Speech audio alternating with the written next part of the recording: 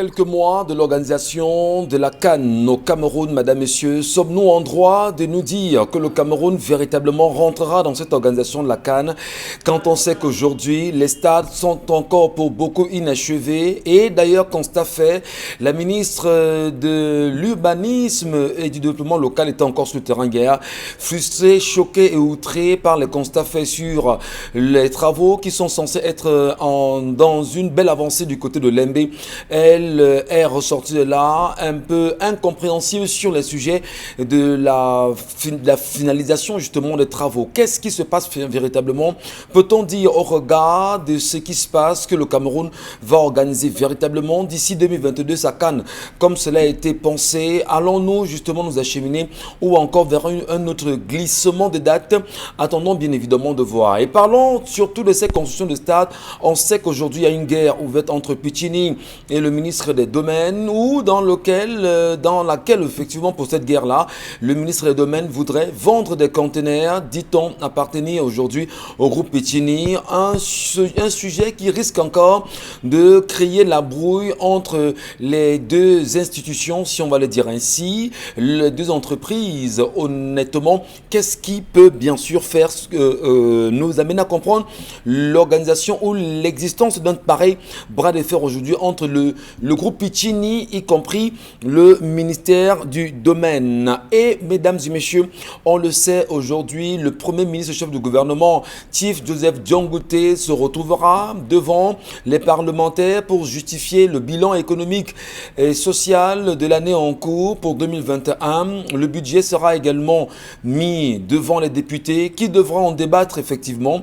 Et il est important de rappeler que dans ce budget-là, ici, devrait-on effectivement revoir les réalités économiques autour de l'organisation des nombreuses compétitions africaines qui doivent se tenir en terre camerounaise dans les jours à venir. Merci à tous. Merci à vous de trouver encore comme chaque jour de l'intérêt à rester présent sur Equinox Télévision. C'est 10-12 le Zénith. La grande famille est au complet comme tous les matins. Charles Hamel, Mbombok, Karine Santier, Dominique Audrey-Yengelek. Et pour la petite Maxime, on vous rappelle cela tous les matins. Ensemble unis pour la même mission, nous sommes ensemble pour vous servir jusqu'à midi. Charles Hamel Bachou, bonjour à vous et bienvenue ce matin. Bonjour Monsieur Michel Ngachou, bonjour à tous les téléspectateurs. Un bonjour tout à fait particulier à ceux-là qui passent le temps à chaque élection, à chaque action négative posée dans le pays, à se demander dans les salons, dans les cuisines, qu'a dit la France?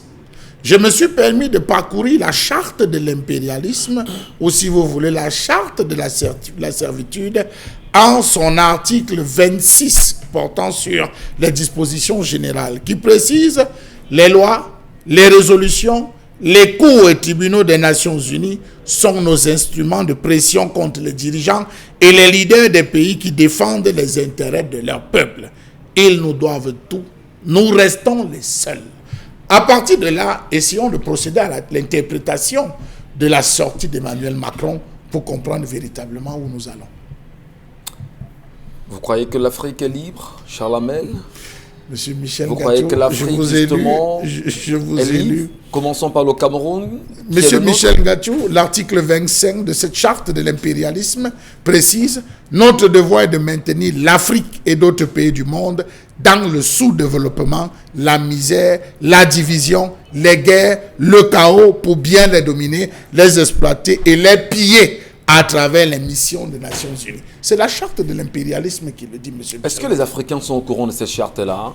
Allez. Est-ce que les Africains sont au courant qu'il y a une charte comme celle-là qui existe, dans laquelle, effectivement, on se rend compte comment les Occidentaux ont tout mis en place pour pouvoir nous diviser au maximum? Je voudrais peut-être rappeler à votre suite, Charles Hamel Bachou, qu'aujourd'hui, le constat est fait que dans nombreux des pays africains aujourd'hui, les leaders politiques sont maintenus en résidence pour certains. Beaucoup sont embastillés, beaucoup sont enfermés. Et ceci, on se demande pourquoi ce silence, dit-on, complice de la communauté internationale qui ne dit rien, qui n'agit nulle part. On comprend exactement qu'il y a une belle complicité entre les pays africains et ces occidentaux. Article 3. Tout pouvoir dans les pays du tiers-monde émane de nous, qui les exerçons par la pression sur les dirigeants, qui ne sont que nos marionnettes.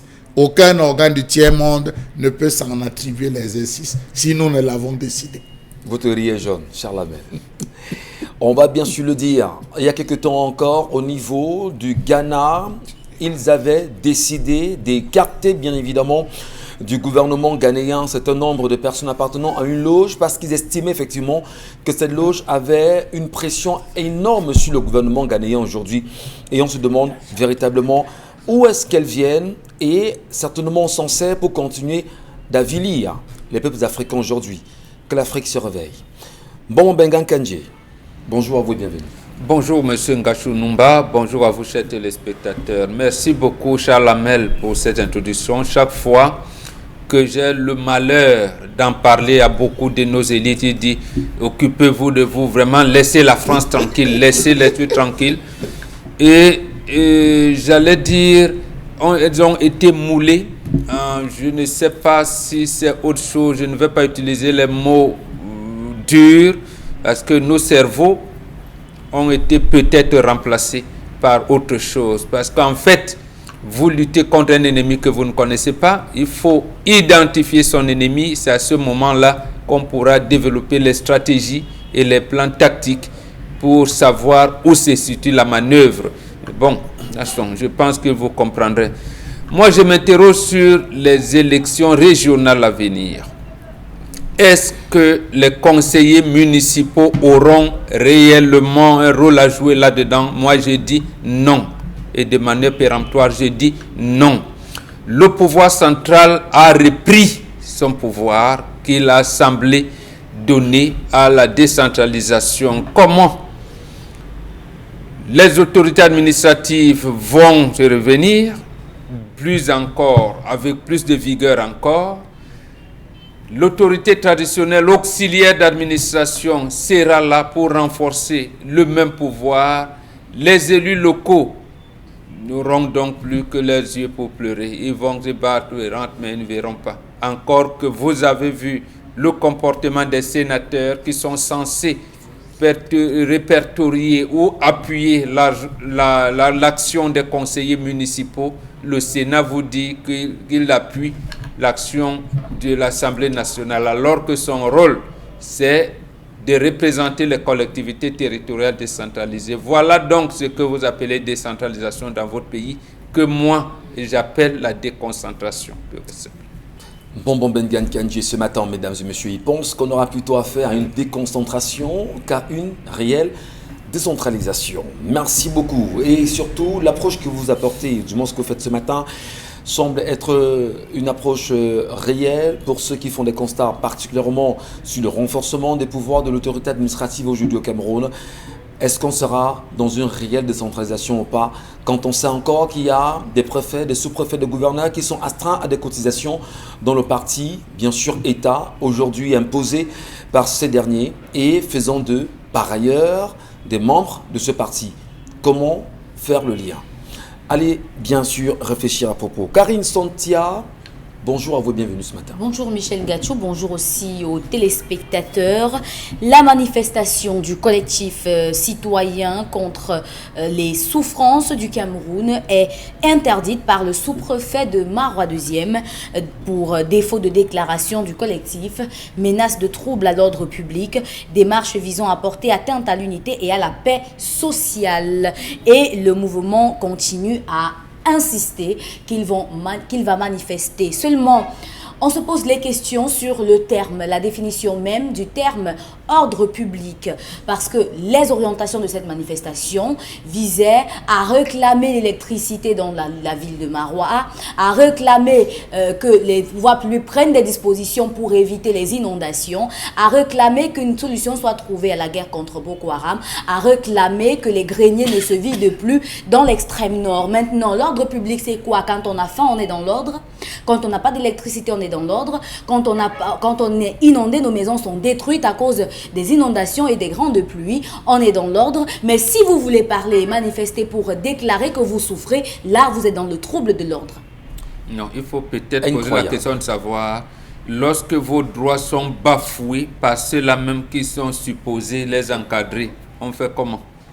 Au-delà justement du droit bafoué par ceux qui sont censés les encadrer, on est tous conscients de la misère ambiante dans l'extrême nord du Cameroun. On est tous ensemble conscients de ce qui se passe dans l'extrême nord du Cameroun. Comment et pourquoi empêcher les populations aujourd'hui à dire simplement leur ras-le-bol, qui sont ces sous-préfets qui finalement semblent être plus puissants que le peuple aujourd'hui et qui semblent en même temps tenir le peuple, on va dire, d'un bras de fer et d'une main de fer, effectivement, tout en l'empêchant de s'exprimer. Ça se passera à Marois 1er, mais surtout cette marche, dit-on là-bas, Marois 2e autant pour moi, surtout là-bas, disent-ils, ils seront de la marche et ils exprimeront leurs sentiments en tant que Camerounais sans casse, avec des arbres de paix entre les mains. Est-ce qu'il y a des arbres de paix là-bas dans l'extrême nord?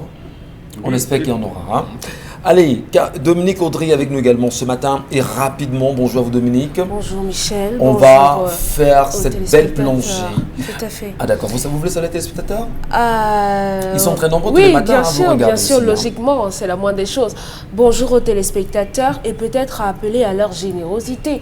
Vous savez que beaucoup de personnes dans l'extrême nord et le nord là-bas ont énormément de difficultés, donc il ne faudrait pas hésiter à leur tendre la main, à leur donner le nécessaire. Parce que j'ai eu dire là-bas que les mamans ont des difficultés à avoir des allumettes, des trucs comme le sel. Incroyable. Oui. Incroyable. On est quand même en 2020, on est au Cameroun, on vous interdit de vous plaindre. C'est ce que vous appelez l'arrière-pays. Mais ce n'est pas l'arrière-pays, c'est ça le ne devrait pays. Pas. Voilà. C'est le ça pays. Ne devrait pas être l'arrière-pays.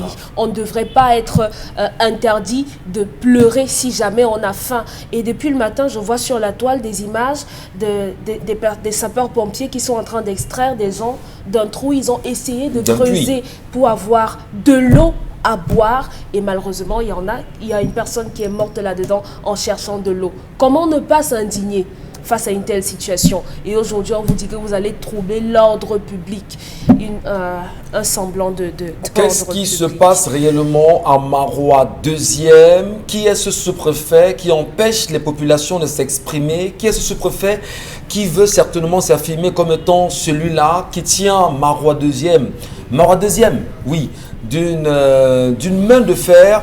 Comment en sortir? Comment donner la possibilité aux populations de s'exprimer? S'il y a manifestation, la police ne peut-elle pas encadrer? Les populations resteront-elles muettes devant une telle situation? Et surtout, quelle appréciation peut-on en faire du point de vue national aujourd'hui par les nombreux Camerounais que vous êtes? On vous lira, mesdames et messieurs, sur les plateformes bien connues. Equinox TV pour ceux qui nous regardent en live. 10-12 Zénith sur Facebook. Et au numéro qui s'affiche au bas de l'écran, madame, monsieur, merci de rester des nôtres. Allez, belle plongée cette fois-ci dans l'histoire du jour, Dominique Audry. Oui, c'est l'histoire de Pulchérie. Elle est âgée de 28 ans. Elle nous raconte qu'elle est orpheline et qu'elle s'est mariée avec l'accompagnement du reste de sa famille il y a sensiblement 1 an. Elle raconte qu'avant son mariage, elle a eu une fille qui est âgée de 3 ans déjà et que dans son foyer, elle a eu un bébé, dont elle a un bébé de quelques mois. Sauf que le problème de Pulchérie, c'est qu'il y a sensiblement 4 mois, son mari lui fait savoir que, bon, on est mariés déjà, tu as eu le temps de t'installer. Je pense que tu devrais renvoyer ta fille chez son père. Parce que moi, je ne peux pas m'occuper de ta fille ici chez moi. Pulchérie a fait savoir à son mari qu'elle ne pouvait pas. Ses parents ne sont plus vivants. Ses tantes ont des difficultés à vivre, donc elle ne sait pas trop comment faire. Et elle, de son côté, ne fait pas grand-chose pour pouvoir subvenir aux besoins de sa fille, même à distance. Et elle raconte qu'elle ne fait rien aujourd'hui parce que son mari est contre le fait qu'elle travaille. Elle dit que mon mari ne me rationne pas. Il va au marché lui-même faire les achats. Il n'accepte pas que je travaille pour mes petits besoins. Donc de temps en temps, je reçois des mains levées des cousins par-ci et par-là, ce qui me permet d'encadrer mon enfant. Et maintenant, elle s'est rapprochée de sa tante pour dire à sa tante, mais voilà, maman, mon mari refuse que je fasse quelque chose. Mon mari, lui, il veut tout acheter, il ne me donne pas de l'argent en main. Sa tante lui a dit, non, ma fille, il faut supporter, c'est le mariage. Tu sais qu'il y a des hommes comme ça qui n'aiment pas donner de leur argent. Donc, la question de Pulchérie ce matin, c'est de savoir comment d'abord réacquérir sa souveraineté dans la maison de son mari en allant par exemple gérer le foyer à travers les achats qu'elle peut faire et comment faire accepter son enfant par son mari.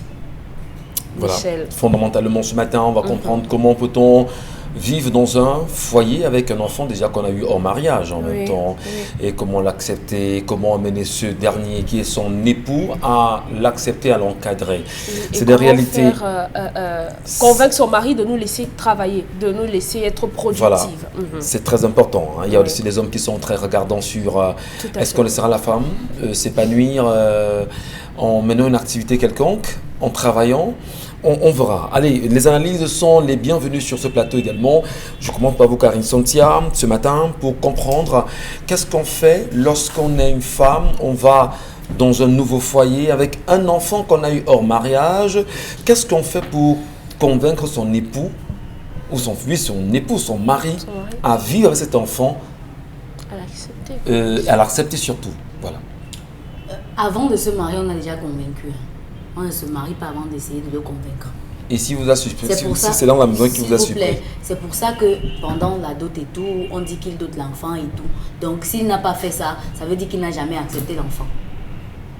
S'il n'a pas fait tout ce que M. Mbachou et Mombo nous expliquent ici sur ce plateau, c'est-à-dire que décider de s'approprier l'enfant et tout, assumer, dire qu'il va assumer, ainsi de suite, ça veut dire qu'il n'a jamais accepté votre enfant. Il vous veut vous, mais il ne veut pas votre enfant. Et d'ailleurs, toutes les fois où elle a essayé d'établir une relation entre sa fille et lui, ça n'a pas marché. Et je pense qu'elle a fait comme ça, elle était aveugle, alors qu'elle voyait bien que ça ne marchait pas. Mais elle s'est dit qu'en étant dans la maison, ça va passer. Mais ce n'est pas comme ça. Quand quelqu'un n'aime pas votre enfant, il n'aime pas votre enfant. Il n'y a pas de demi-mesure là-dessus. Et un homme qui ne vous accepte, qui n'accepte pas l'enfant que vous avez eu avant le mariage, je ne sais pas quand vous allez le faire, 10 ans après le mariage, il va l'accepter. Non, non, non. On a vécu des situations où l'homme savait quand même que vous avez des enfants. Lui aussi, il en avait. Et puis, quand vous vous mariez, il accepte que ses enfants viennent tout le temps en vacances. Parfois, il reste même. Mais lorsque le vôtre vient seulement pour le week-end, il ne veut pas. Il n'est pas d'accord. Vous comprenez? Et là, ça fait même des chamailleries. Donc, il ne faut pas qu'elle impose son enfant dans ce foyer. Sinon, son enfant finira par être soit malheureux, soit il va finir par trouver en son enfant, comme c'est une fille, une femme. On a des histoires comme ça aussi qui nous arrivent. Donc, il faut qu'elle fasse attention. Il ne l'aime pas aujourd'hui juste parce que c'est une enfant, mais attendez-vous à voir comment elle va forcer et que la femme, l'enfant, la petite fille devienne une femme et qu'elle commence à avoir des rondeurs et des formes féminines. Et là, vous pourrez comprendre que c'est tout autre chose. Donc, elle ne force pas son enfant dans ce foyer-là. Si elle n'a pas de sœur, de tante ou de parents à qui laisser son enfant, qu'elle prenne une décision radicale par rapport à sa fille. Parce que de toutes les façons... En faisant quoi? Elle peut se séparer de lui. Parce que la vérité, c'est que dans ce genre de choses... Si vous êtes légitimement marié, Karine Santia, vous avez... C'est des papiers qu'on déchire. Attends, vous êtes nouveau des papiers. Mais même... si vous n'avez pas légitimement. Oui, mais vous croyez que la dot n'est pas légitime devant la loi. Tout ça, même la dot, on rompt. Même ça, on rompt. Ouais. Les liens du mariage traditionnel, on rompt. Ouais. Et je ne pense pas que je sois en train d'inventer le fil à couper du beurre, non. Ce qui se passe dans cette histoire, c'est qu'il y a une femme qui force la présence de son enfant dans un foyer. Je ne sais pas pourquoi elle le fait. Elle en a besoin. Elle veut sécuriser son enfant. Oui. Mais est-ce que c'est en créant une rupture?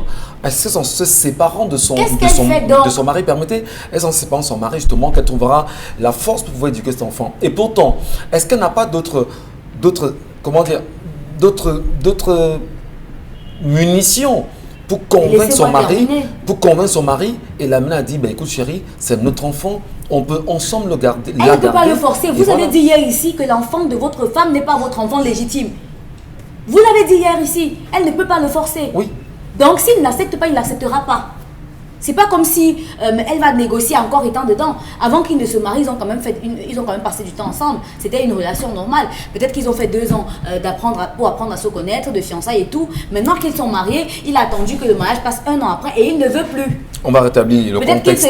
Peut-être qu'il se dit, je suis dans le contexte. Non, j'ai peur. Je suis dans le contexte. Karine, on va rétablir le contexte dans lequel on a dit ici hier que l'enfant que vous avez eu hors mariage n'est pas le vôtre. Bien que cet enfant soit sous votre toit, c'est votre enfant. Mais on n'a pas dit de façon génétique, c'est pas votre enfant. Il faut qu'on soit d'accord. Mais c'est de ça, l'homme dit que génétiquement. On le cadre juste pour qu'on puisse se comprendre. Il n'y a pas de responsabilité. Très bien. Je reste là-dessus. Il n'y a pas de différence. D'accord. Génétiquement, c'est pas son enfant. Voilà. Donc il n'a pas de responsabilité. Je ne vous rends pas responsable de ce que je dis. Je suis responsable de ce que je dis. D'accord. Et cet homme, finalement, il n'en veut pas. Il a essayé peut-être 1 an. et il se dit qu'il y a déjà son enfant à lui, il ne trouve pas pourquoi il doit s'embrouiller ou se perturber le corps avec cela. Un homme qui vous aime ne peut pas ne pas aimer votre enfant. Parce qu'en arrivant dans votre vie, il y avait déjà un enfant. Un homme qui vous aime ne peut ne pas aimer votre enfant, Dominique Audrey. On aime à le dire chez nous, en Afrique, on ne verse pas l'eau du bain avec l'enfant dedans. C'est ce qu'on dit très souvent. Oui. Alors, est-ce que ce n'est pas la preuve que, peut-être, sans le juger, cet homme, qu'il manque, peut-être, il n'est pas humain? On va dire qu'il n'est pas humain? On va dire qu'il n'est pas responsable? On va dire qu'il n'est pas un papa compréhensif? Il est loin de la société? Qu'est-ce que vous dites, vous? J'apprécie les gens comme ça. Des hommes comme ça? Les gens, que ce soit des femmes, que ce soit des hommes, j'apprécie des gens qui ont ce genre de comportement. Parce que lui, au moins, il a ça qu'il est honnête. Il a ça qu'il est direct et qui dit à sa dame, je ne veux pas de ton enfant ici. Ça, vraiment, c'est un mérite qu'il a. Malheureusement, on vit avec des gens qui ne sont pas à même d'être directs et de dire ce qu'ils pensent, honnêtement, de dire ce qu'ils veulent au fond et font semblant avec des gens. Donc ça, il faudrait au moins qu'elle soit reconnaissante. Avoir son enfant là-bas dans cette maison avec un homme qui ne vous dit pas, qui a une certaine rancœur ou bien de l'aversion pour votre enfant, fera que lorsqu'il voudra corriger l'enfant, il le fera avec de l'amertume. Ce sera un problème. Mais maintenant, on peut comprendre la jeune femme en face parce que ses parents sont décédés. Et personne dans sa famille n'est à même de pouvoir prendre son enfant chez lui. Oui, dans sa famille. Aucun membre de sa famille ne peut prendre son enfant. Conséquence, elle est butée. Oui, elle est butée. Vous faites quoi? Vous faites quoi de l'enfant? Parce que c'est une situation quand même assez critique. Qu'est-ce qu'on fait de l'enfant? Votre mari ne veut pas cet enfant. L'enfant n'a pas où vivre. Oui. Vous, là, au moment de l'enfant, vous faites quoi? Parce qu'en même temps, vous avez votre mariage que vous ne voulez pas perdre en même temps. Bon. Qu'est-ce que vous faites? Bon, vraiment, le mariage, on peut se marier autant de fois qu'on veut. Hein. Si on perd son enfant, il n'y a pas, l'enfant ne reviendra pas. Cet enfant-là ne reviendra pas. Ouais. Le mariage, on peut le contracter autant de fois que possible. Maintenant, il faudrait que la dame... Ne désacralisez pas ne posez pas sur une balance... Le mariage ici, c'est le mari. Ne posez pas sur une balance la vie de l'enfant de cette femme et le mariage. Parce que son mari est en train de lui demander de faire un choix. Puisqu'elle a notre enfant. Soit c'est ton enfant, oui, soit c'est ton enfant, soit c'est moi ton mari. Et maintenant, c'est une enfant de 3 ans. Elle n'est même pas encore en âge d'aller dans un internat.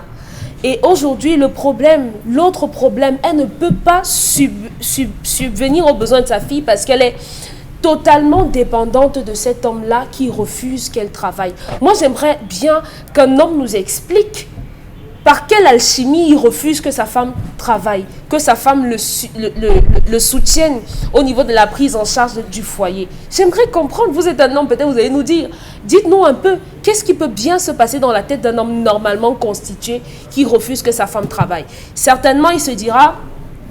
Si elle sort travailler, les hommes vont la voir, elle sera attirante. Parce que si ce n'est pas ça, moi je veux bien comprendre.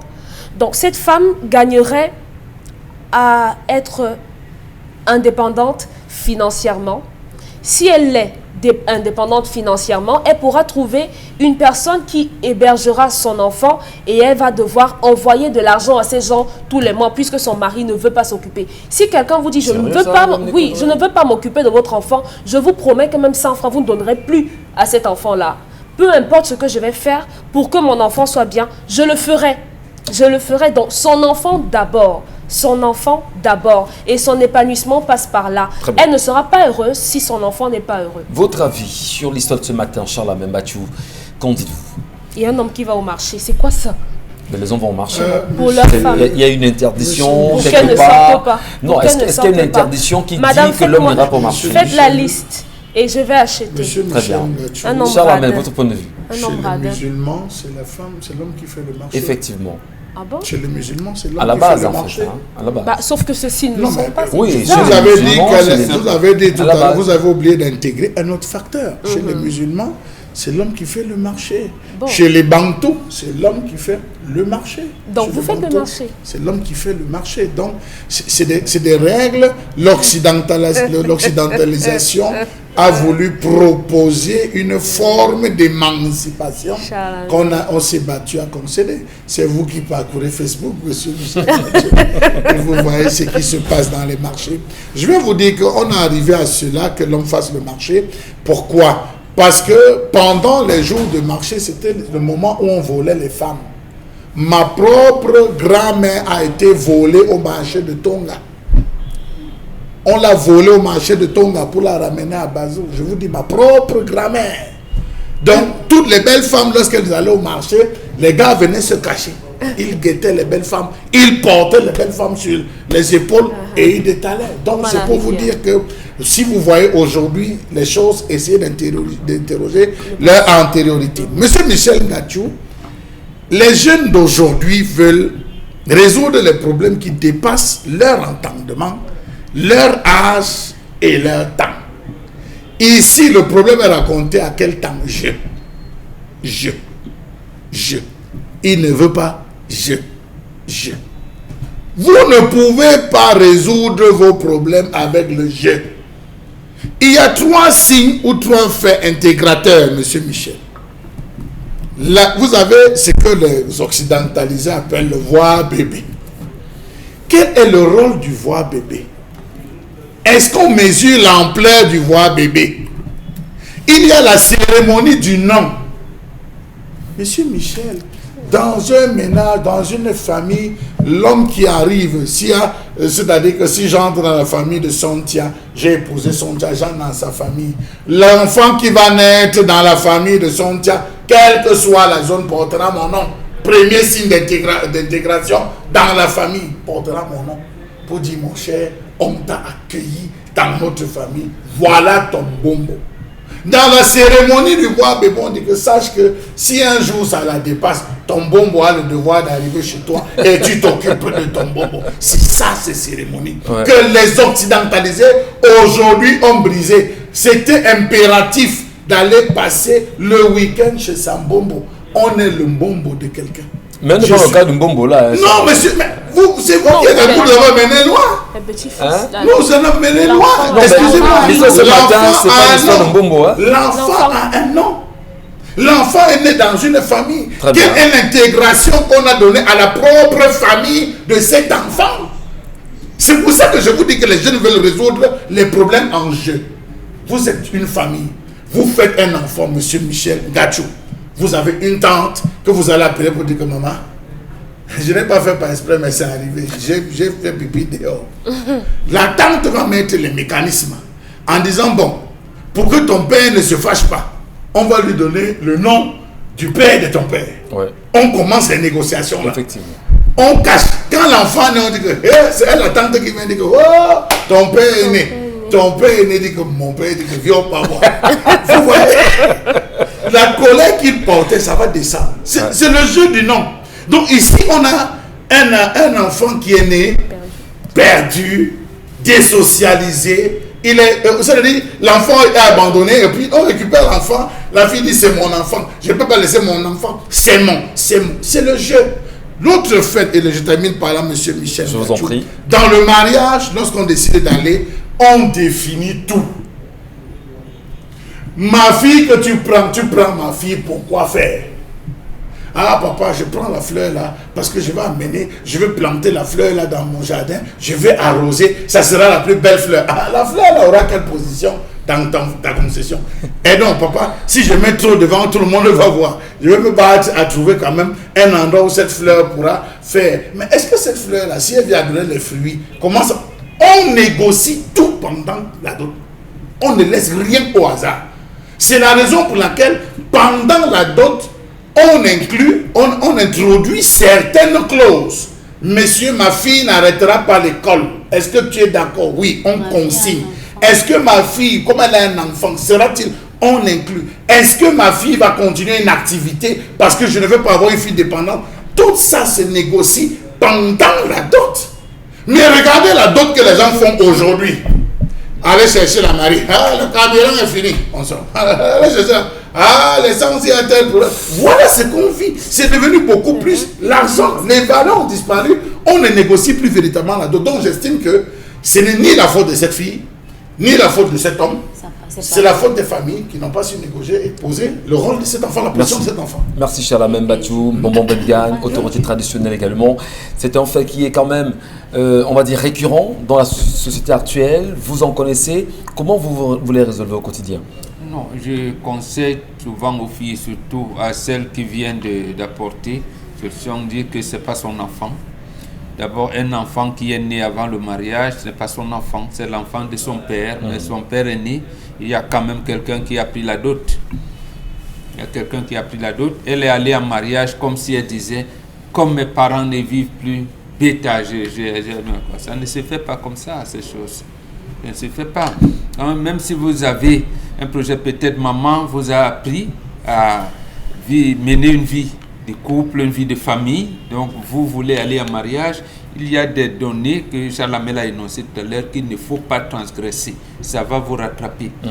Donc, et apparemment, deuxième chose, apparemment cette fille connaît le père de l'enfant et le père de l'enfant connaît son enfant. Voilà. Donc, mais est-ce que lui, il a accepté que son enfant soit élevé par un autre homme, là où sa femme va en mariage? L'histoire ne nous dit rien. Est-ce qu'il n'y a pas un bras de fer entre la fille, entre la femme et le père de l'enfant? Il arrive des situations où le gars veut prendre son enfant, la fille te dit c'est mon enfant, c'est mon enfant, vraiment, je la mets pas. Elle a dit qu'il n'a rien. Voilà Qui ne peut pas. Il n'a pas les moyens. Le père de l'enfant n'a pas les moyens. C'est ce qu'il lui a dit qu'il ne peut pas. Donc lui, il a dit à la fille, à la mère, que lui n'a pas les moyens pour s'occuper de leur propre enfant. Pour le moment, oui. Et maintenant, le mari de la femme demande à la fille, renvoie l'enfant chez son père. Voilà, c'est ce qu'on appelait donc colis pour apprendre le langage de Dieu. Quand on envoie donc la fille en mariage avec un colis, comment ce colis ne doit pas devenir encombrant? C'est pendant le processus de la dot qu'on voit ces choses-là. On dit va en mariage, une de tes tantes prend l'enfant, ainsi de suite, où on négocie avec le garçon qui vient épouser la fille en lui disant non, jusqu'à voilà. Donc, nous avons le parlementarisme. C'est pour ça qu'on vous dit toujours que le salut n'est pas individuel, il est collectif. Surtout l'enfant, la maison, la femme, c'est des biens collectifs. C'est des biens collectifs. Il faut que la communauté donne son point de vue là-dedans. Donc, je lui dirais à cette fille, oui, ton mari dit qu'il ne veut pas. Retourne-toi auprès de ta famille. Il n'y a pas de bras de fer à donner là. Très bien. Ou même, tu peux même trouver un emploi, une activité génératrice de revenus. Ton mari dit, je ne veux pas cet enfant d'ici. Il faut faire comment? C'est-à-dire que ton autonomie financière ne va pas changer le point de vue de ton mari. Soit tu parlementes encore en suppliant le mari de le prendre, tout comme tu vas supplier pour que tu aies des activités. Même lorsque un homme dit à sa femme, tu ne travailles pas, il y a des choses, des clauses on ne sait pas, parce que la grossesse était, ou bien parce qu'il y a un type d'emploi qui est accessible et que l'homme ne voudrait pas que tu l'exerces, ainsi de suite. Mais est-ce que c'est de manière, j'allais dire, martiale, qui a dit mon épouse ne travaillera jamais? On ne sait pas. Très bien. On ne sait pas. Merci beaucoup, Bengan Kanji. Merci à vous, madame, monsieur. On attend vos propositions tout à l'heure. On les lira effectivement en live ici.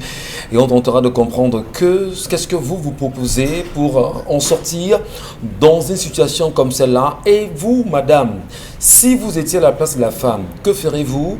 Vous, monsieur, à la place du mari, quelle réaction devez-vous réellement avoir?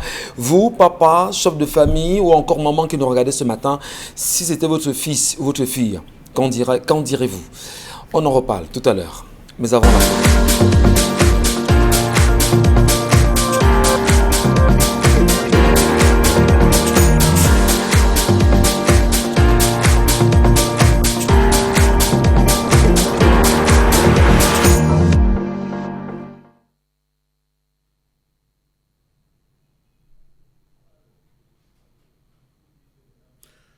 Je m'interroge ce jour sur la question de la non-application globale de la Convention collective nationale de la manutention portuaire dans ce pays.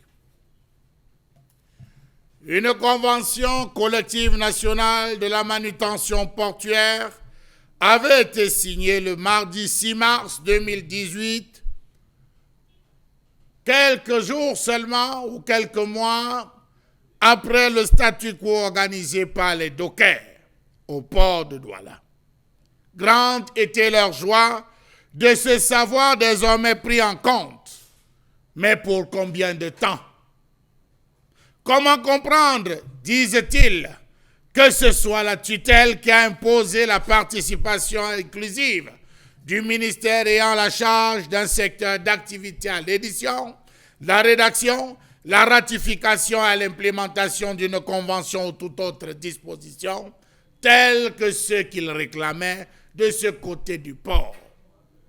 Comment comprendre le laxisme et cette complicité tacite des autorités portuaires à ne pouvoir protéger la fonction de docker? La convention a été signée, les termes ont été appréciés et applaudis, mais seulement l'applicabilité dans le fond interroge encore plus d'un qui se pose des questions sous fond. Comment comprendre qu'une convention comme celle-là ne soit pas respectée dans sa globalité? Elle est respectée à dose homéopathique. Comment comprendre l'application en dents de scie de la convention collective qui tarde à être appliquée parce qu'il faut clairement, au préalable, définir le périmètre portuaire? Il ne cesse de se poser des questions. On a levé le pied sur un sujet, on a appuyé sur l'autre, leur donnant la possibilité de commencer par se contenter de ce qu'on a essayé de réactiver. Quel est le rôle trouble du syndicat national des transitaires et transporteurs, ACONI et co-signataires du Cameroun, l'Union des entreprises de manutention du Cameroun et le syndicat national des ACONI au Cameroun? Comment comprendre qu'à ce jour encore, ils se plaignent de la non-transformation des bureaux d'embauche en entités juridiquement régies par le droit des sociétés commerciales, la non-inscription de certains dockers à la CNPS, la non-application effective par tout groupement de la Convention collective nationale de la manutention portuaire? Oui, ça a été signé, mais seulement tous n'en bénéficient pas, disent-ils sur le terrain. Ils se posent des questions parce que les jeux continuent à se faire. L'absence d'un contrat d'assurance, blocage sur les résolutions des états généraux des dockers, répartition inéquitable du travail, non-application des conventions et accords, désaccords sur les salaires de base, la sous-valorisation du travail horaire de travail, la non-prise en charge de la famille du docker, ainsi que du 13e mois. Cela avait pourtant été fait, mais on le dit là-bas, sous cap qu'il y a des choses. Il y a des choses qui continuent à ne pas être faites. On a fait pour contenter, on a fait pour apprécier, ça a été normalement signé, mais c'est à dose homéopathique. Y a-t-il ceux qui devraient bénéficier et d'autres pas? Point d'interrogation. Comment comprendre le fou apparu lors de la signature de la Convention collective nationale de la manutention portée en 2018? Savez-vous qu'auparavant, pour les dockers travaillant dans la sacherie, il fallait effectuer 25 paillettes à 9 000 francs CFA du fait qu'une palette comprend 40 sacs de 50 kg de riz pour compléter sa tâche journalière. Comment comprendre que lors de la signature, on a plutôt augmenté le nombre de palettes de 29 à 3 500, c'est-à-dire augmentant de fait le travail pour quel salaire? Comment comprendre que jusqu'à ce jour, les dockers de la place portuaire continuent à s'insurger contre leurs mauvaises conditions de travail au sujet de l'heure de la manutention? Ils se posent un ensemble de questions, ils font des revendications, mais ils ont au-dessus le bâton qui leur précise que, messieurs, c'est une chance. On a réussi à revoir un ensemble de choses, c'est des combats à venir. Nous y travaillons, tout n'est pas forcément clair. On se demande donc pourquoi le ministre du Travail, interpellé 1, 2, 3 fois, ne se penche pas sur les dossiers pour essayer de demander l'application complète de cette convention. Comment comprendre qu'on prélève les impôts dans les bulletins de paie des dockers? Savez-vous que sur 100 000 francs CFA de revenus, un employé peut être débité de 40 000 francs CFA d'impôts, dont 5 200 francs d'assurance maladie, prélevés chaque mois? Il va lui rester combien? Telle est la question qu'on se pose. Pourtant, les textes sont clairs. Pourquoi certains jouent-ils avec le feu? Vivement que le ministère du Travail et de la Sécurité sociale se penche sur le dossier, sur l'affaire de ces dockers, parce que cette convention, elle n'est toujours pas appliquée de manière globale. Elle est appliquée partiellement. Colère de Charles Hamel ce matin. Colère quand même justifiée. Colère qui voudrait que l'on fasse un petit tour dans les ports du Cameroun aujourd'hui, puisqu'on le sait, le port autonome de Douala en est l'un des plus importants que le Cameroun connaît aujourd'hui. On a également le port autonome de Kribi aujourd'hui et qui est en chemin. Et même si d'aucuns parleraient bientôt du port de Victoria, mesdames, messieurs, il y a de quoi respecter au moins ces conventions collectives signées autour de ces réalités, autour du port, des ports autonomes aujourd'hui au Cameroun. Mais la question des dockers est une question quand même qui depuis des années date et qui fait tellement de bruit. Finalement, ces dockers sont-ils importants ou pas? Ces dockers ont-ils une place crédible ou importante au sein du port ou pas? Comment est-ce qu'ils sont aussi maltraités? Et que dit le ministère de tutelle, celui du travail et de la sécurité sociale aujourd'hui? Bon, Bengal Kandji, je vous relance peut-être sur cette question. Qu'est-ce qui fait qu'au Cameroun, on peine tout le temps à appliquer justement les conventions collectives initiées autour des entreprises publiques, parfois pour pouvoir créer la sérénité autour de celles-ci? Mais qu'est-ce qui peut faire problème autour de ces conventions collectives permanemment, on va dire, foulées du revers de la main? Est-ce que c'est simple? On protège les intérêts des étrangers plus que l'épanouissement de ses propres citoyens. C'est aussi simple que ça. C'est simple. Ce jour-là même, et c'est bien que Charles Hamel ait précisé la date, ça me rappelle M. Maximilien Ntonet Diboti, qui est l'un des syndicalistes, avait dit ce jour, le patronat négocié, on a signé la convention collective, mais rien ne sera appliqué. On a déjà violé la convention. Donc, on a déjà violé la convention. Donc, pour qu'on se comprenne à peu près bien, c'est quoi? C'est que les dockers ou bien les qui travaillent dans cette manutention pouvaient se retrouver avec 5 000 francs à la fin de l'année, à la fin du mois, pardon, à la fin du mois. Mais ils ont entendu qu'ils avaient ce qu'ils appellent carte bleue, carte rose, carte blanche pour avoir accès au port. Leur contrat de travail, j'allais dire, était de bouche. Vous pouviez venir aujourd'hui, on vous dit vous ne venez pas demain. Donc, il n'y avait pas de statut de travail, j'allais dire, le travail est précaire là-bas, bien que encadré par les syndicats qui tournent autour, mais le travail est précaire. Mais est-ce que c'est dit qu'on n'a pas besoin de ces dockers? Moi, je ne comprends pas. Mais attendez, vous ne pouvez pas travailler sans dockers. Quel port au monde peut travailler sans les dockers? Ce n'est pas possible. Ce n'est pas possible. Mais on vous met dans des conditions de paupérisation de telle manière que vous êtes toujours là en train de chercher à travailler. Parce qu'à la maison, il faut payer, il faut manger, il faut se soigner. Il faut se soigner. Au lieu donc qu'on vous trouve un cadre normatif pour que à la fin du mois, vous sachiez quand même que vous avez vos 5 francs, comme on dit au quartier. Là, même ce cadre, on vous vend le vent. On vous vend le vent. Parce qu'il y a une chose qu'il faut également dire. Hein. Le port de Douala notamment, il y a une zone qu'on appelle port convention. C'est-à-dire que c'est une zone purement française. Même si vous faites n'importe quel travail dans cette zone, quand un bateau français arrive, banane et tout, on vous dit, vous laissez d'abord. Il y a priorité. Port convention, c'est ça? Oui, ou bien c'est un espace... C'est un espace réservé, on vous dit, c'est nous qui avons construit. C'est un espace qui est réservé. Comme ça. Donc, vous venez là-bas et on peut vous faire travailler dans cette zone-là 24 heures sur 24 pendant une semaine. Si on veut faire décharger ou charger un bateau, on vous fait travailler pendant une semaine et on vous paye comme on veut vous payer. Or, cette convention dont le nom Charles Hamel disait par exemple qu'on pouvait passer à ce qu'on appelle les services d'écart. Donc, vous avez vu, vous avez 22,6, vous avez 6,22, vous avez 14,22. Bon, les heures, les services d'écart, il y a l'écart. On peut être dessus. Et il fallait donc supprimer ces caractères-là de telle manière que, comme vous êtes syndiqué, vous avez déjà l'accès à ce travail et que la rémunération mensuelle devait être encadrée parce que vous pouvez faire ci, c'est ça. Non, c'est ça qui n'est pas appliqué.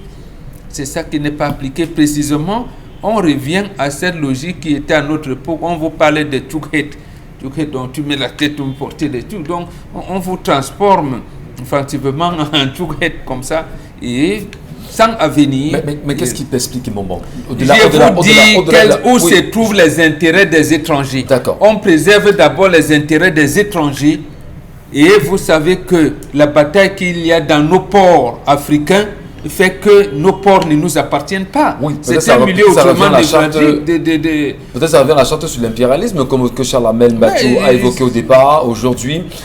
Dire justement aux Camerounais aujourd'hui, pour le cas du port autonome de Douala, que le port autonome, est-ce qu'il appartient aux Camerounais ou il appartient encore aux étrangers? Peut-être c'est là l'élément fondamental qui nous permettra de mieux comprendre. Il appartient aux Camerounais, mais il y a des priorités. Là, on vous dit pas convention, c'est ici. Tout ce qui se passe là, c'est priorité telle. Vous voyez que ce que dénonce Charles Amel a d'ailleurs bloqué aussi le port de Kribi. Parce que dans ce genre de situation, où est-ce qu'on va, quel est le déploiement qu'on peut réserver aux dockers quand on les envoie à Kribi? Donc ça a bloqué. Ça a bloqué. Et justement parce qu'aujourd'hui, avec les effets des réseaux sociaux, un certain nombre de choses, la communication passe, bon, ils se disent, bon, bêta, on va progressivement, et même les dossiers de port de Kribi sont traités à Douala. Donc, en réalité, c'est que comment continuer à préserver les intérêts des étrangers en empêchant l'épanouissement de nos propres citoyens. C'est très grave. C'est le problème qui se pose là-bas dans la classe portuaire, justement. Et vous estimez, enfin vous l'avez dit tout à l'heure, qu'il y a eu ce syndicaliste qui avait d'abord pensé que le patronat avait déjà siégé et pensé cette convention ne sera jamais respectée. Alors conscient justement du fait que cette convention ne sera pas respectée, qu'est-ce qu'on peut faire aujourd'hui pour amener le port autonome de Douala à respecter cette convention qui a été signée, à appliquer en fait cette convention, si jusqu'à aujourd'hui, si d'aventure, rien n'a encore été fait jusqu'à présent? En réalité, c'est le ministre du Travail et de la Sécurité sociale qui devrait le faire. Parce que d'abord, c'est un milieu qui est fondamentalement infesté. Quand je dis infesté, ça veut dire qu'il y a plein d'indices là-dedans. Il y a des gens qui font des rapports contre leurs propres collègues alors qu'eux-mêmes sont maltraités. Précisément parce que derrière, on peut te donner 20 000 en plus et tout. Et qui fait que lorsque vous allez organiser un mouvement de grève, que j'ai dit un mouvement de colère, moi je n'aime pas aussi le terme que vous utilisez souvent, mouvement d'humeur. Non, il faut donner la qualification à ces mouvements-là. À ces mouvements de colère ou de revendication, il y en a qui vont dire « Ah, c'est Ngachou ». Et bon, qui sont devant. Demain, vous dites, vous n'avez pas accès. Mais les autres ne seront pas payés. Mais vous allez voir les gens accourir, ils vont même chercher d'autres quartiers, vont dire, jusqu'à ce qu'un mois après, ils constatent aussi la même galère. Ils rentrent et tout. Voilà dans quel cercle vicieux nous nous trouvons. Très mauvais engrenage. Oui, c'est un peu, on utilise la même politique qu'on utilise avec les mototaxis. Vous avez vu, quand les ministres viennent, ils prennent les mototaxis, vous dites, voilà, vous l'accompagnez et tout. Et quelques temps après, les mototaximens n'ont pas de statut. Merci beaucoup. Karine, qu'est-ce que ça vous explique cette colère ce matin? Vous avez certainement un avis à propos? Oui, justement, parce que lorsque vous observez comment ça se déroule le travail des dockers et autres acteurs du service portuaire, vous vous rendez bien compte que les revendications ici soulevées par M. Mbachou sont idoines, sauf que depuis le 6 mars 2018, il n'y a plus rien qui s'est fait. Et il faut rappeler que le 23 octobre, le ministre Gouaouna était à Douala, et de la même année, il était à Douala, et les syndicalistes, les dockers et autres lui ont soulevé encore ce même problème de la non-application de cette convention collective et nationale de la manutention portuaire. Et il a dit qu'il faut prôner le dialogue. Il les a invités encore à dialoguer, alors que... Lui demande oui, il leur a demandé le dialogue, alors que c'est qu'il y a une convention sur sa table qu'il faut appliquer. C'est comme s'il s'est dédouané en fait de la question, parce que c'est lui qui est censé réguler le secteur du travail au Cameroun, peu importe que ce soit privé ou public. Mais dans ce cas-là, il a demandé qu'il faut qu'il y ait un dialogue encore entre les syndicalistes et le patronat du port pour établir encore les conditions de travail. Sauf que dans ce cas-là encore, il y a les syndicalistes qui disent qu'on n'a même pas jusqu'ici encore déterminé le périmètre portuaire dans lequel se retrouvent ces réclamations. C'est-à-dire qu'il y a ce que Momoka appelle aujourd'hui les zones qui ne sont pas admises pour les PME camerounaises. Maintenant, il y a les zones qui sont admises pour les multinationales qui viennent, les multinationales. Donc, on n'a pas encore déterminé même le périmètre dans lequel ces dockers vont travailler. Et ici, le ministre dit qu'il faut encore dialoguer pour trouver un terrain d'entente. Comprend-il grand-chose également? Est-ce qu'on a l'impression qu'il se comprend et qu'il comprend la situation? Ou Dominique Audrey, est-ce qu'on peut dire que le gouvernement lui-même jette de l'huile sur le feu sur la question de ces dockers-là, en ne permettant pas qu'il respecte ces conventions? En ne faisant rien. Justement, c'est un problème, Michel. Lorsque vous parcourez les revendications ou bien les promesses faites aux dockers sur la revalorisation de leur travail, on est obligé de se mettre en colère. Là-bas, lors des différentes assises, parce que vous savez, en 2018, les dockers ont menacé de bloquer l'entrée principale, l'entrée unique au niveau du port, si et seulement si on ne leur prêtait pas une oreille attentive. Justement, ils avaient des revendications. Ils estiment que les heures de travail étaient intenses. À cette époque-là, ils disaient qu'on leur payait 200 francs de l'heure. Vous imaginez les charges que ces gars portent? C'est énorme. 200 francs une heure. Et vous faites combien de tours? Parce que aussi, il y en a qu'on paye à la tâche. 200 francs une heure? Une heure de travail. Là? Oui, parcourez les différents articles qui sont parus à cette époque. Quand je dis sérieux, c'est que je suis éberlué. C'est normal que vous soyez interloqué. Oui, ces dockers-là se plaignaient. Et à côté de ça, ils ont dit, rendez-vous compte que les armateurs, on leur fait payer 39 € de l'heure. Mais aux dockers, on leur donne 200 francs de l'heure. 39 €, ça fait sensiblement 13 000 par là, 13 000 francs par là. Ouais. On sait que comment on peut payer 13 000 pour l'armature et la personne qui décharge le navire, on lui donne 200. C'est déséquilibré. Donc, c'était ça la revendication. Ils voulaient qu'on aménage les heures de travail par rapport au service de car. Il était également question qu'on prenne en charge leur famille et qu'on leur donne le 3e mois. Beaucoup, en 2019, se plaignaient toujours du fait qu'ils n'étaient pas encore affiliés à la CNPS. Pourtant, ça faisait partie de toutes les promesses. On devait revoir les primes. Impliqué dans la convention. Hein. Tout à fait. On devait revoir les primes salariales. On devait revoir... on devait leur donner le matériel de travail, le matériel de sécurité de travail. Mais aujourd'hui, lorsque vous en parlez avec eux, ce n'est pas ça. Donc voilà un corps, je ne sais pas si on doit appeler ça corps de métier. Peut-être c'est un corps de métier qui, aujourd'hui, malheureusement, n'a pas encore bénéficié de la nouvelle technologie. Parce que lorsqu'on regarde comment ça se passe ailleurs, on ne porte plus les charges sur le corps. Il y a du matériel qu'on met à disposition des dockers pour pouvoir porter les charges, Michel. Et merci également à vous, Dominique Audrey. Mesdames, Messieurs, quel regard vous y jetez? Oui, des questions qui sont posées. On en reparle juste après la pause.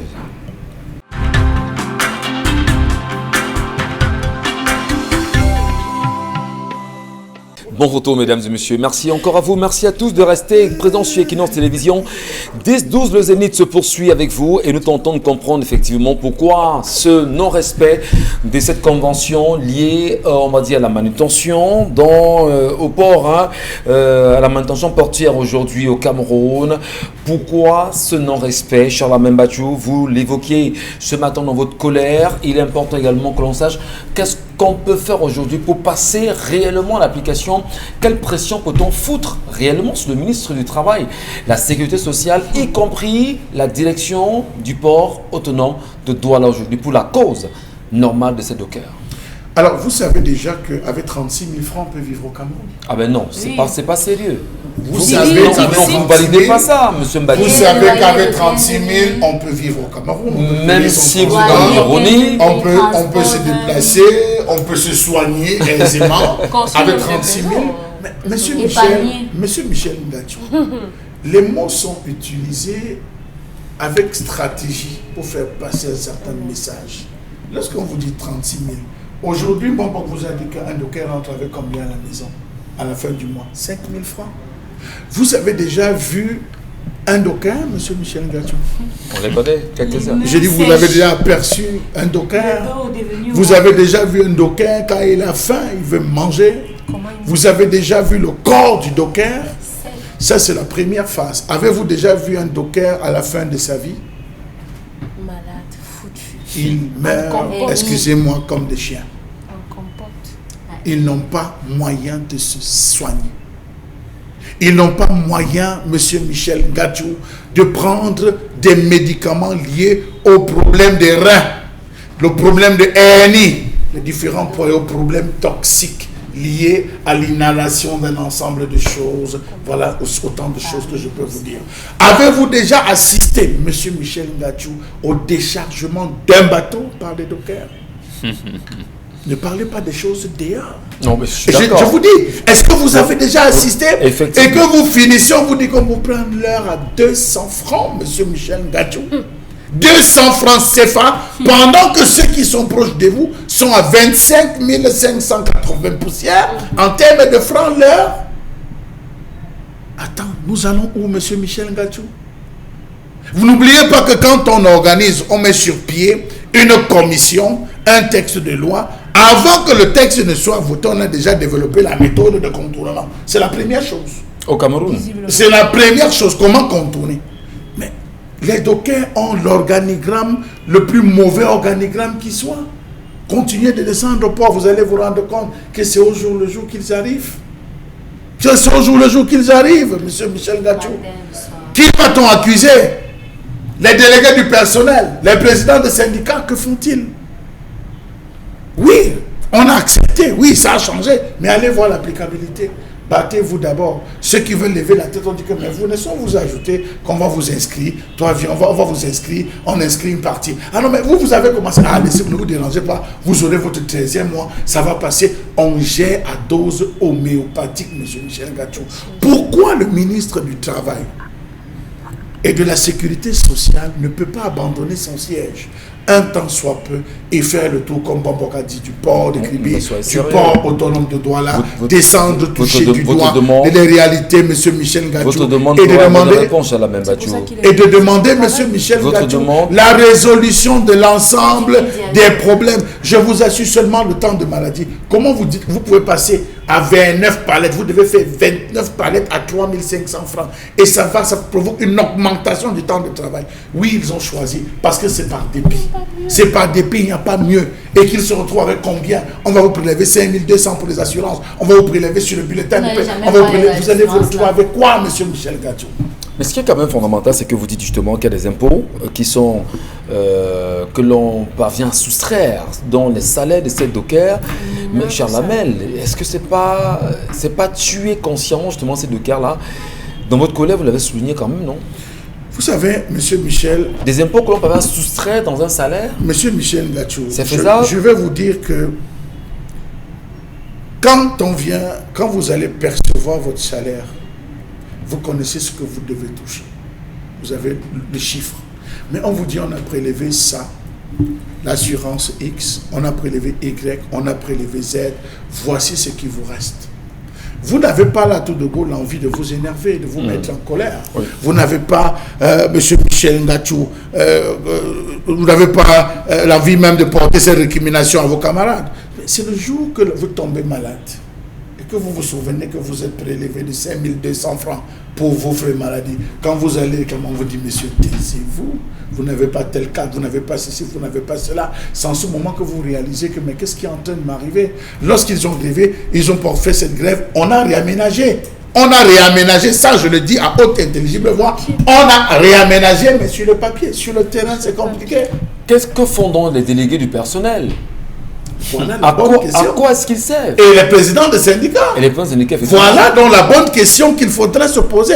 Pourquoi ne lèvent-ils pas? Vous voyez, dans tout mouvement, rappelez-vous, avec les ingénieurs, les enseignants ingénieurs, les docteurs PhD, qu'est-ce qu'on a fait? On a d'abord sélectionné les premiers, ceux qui étaient devant, ceux qui avaient tenté de poser tel ou tel acte, c'est eux qu'on a d'abord pris devant, on a sécurisé, on leur a dit, allez dire aussi avec votre collègue que ça va être fait. Lorsqu'ils sont allés, ils ont dit, ils ont cru que la tension devait baisser, on a dit non.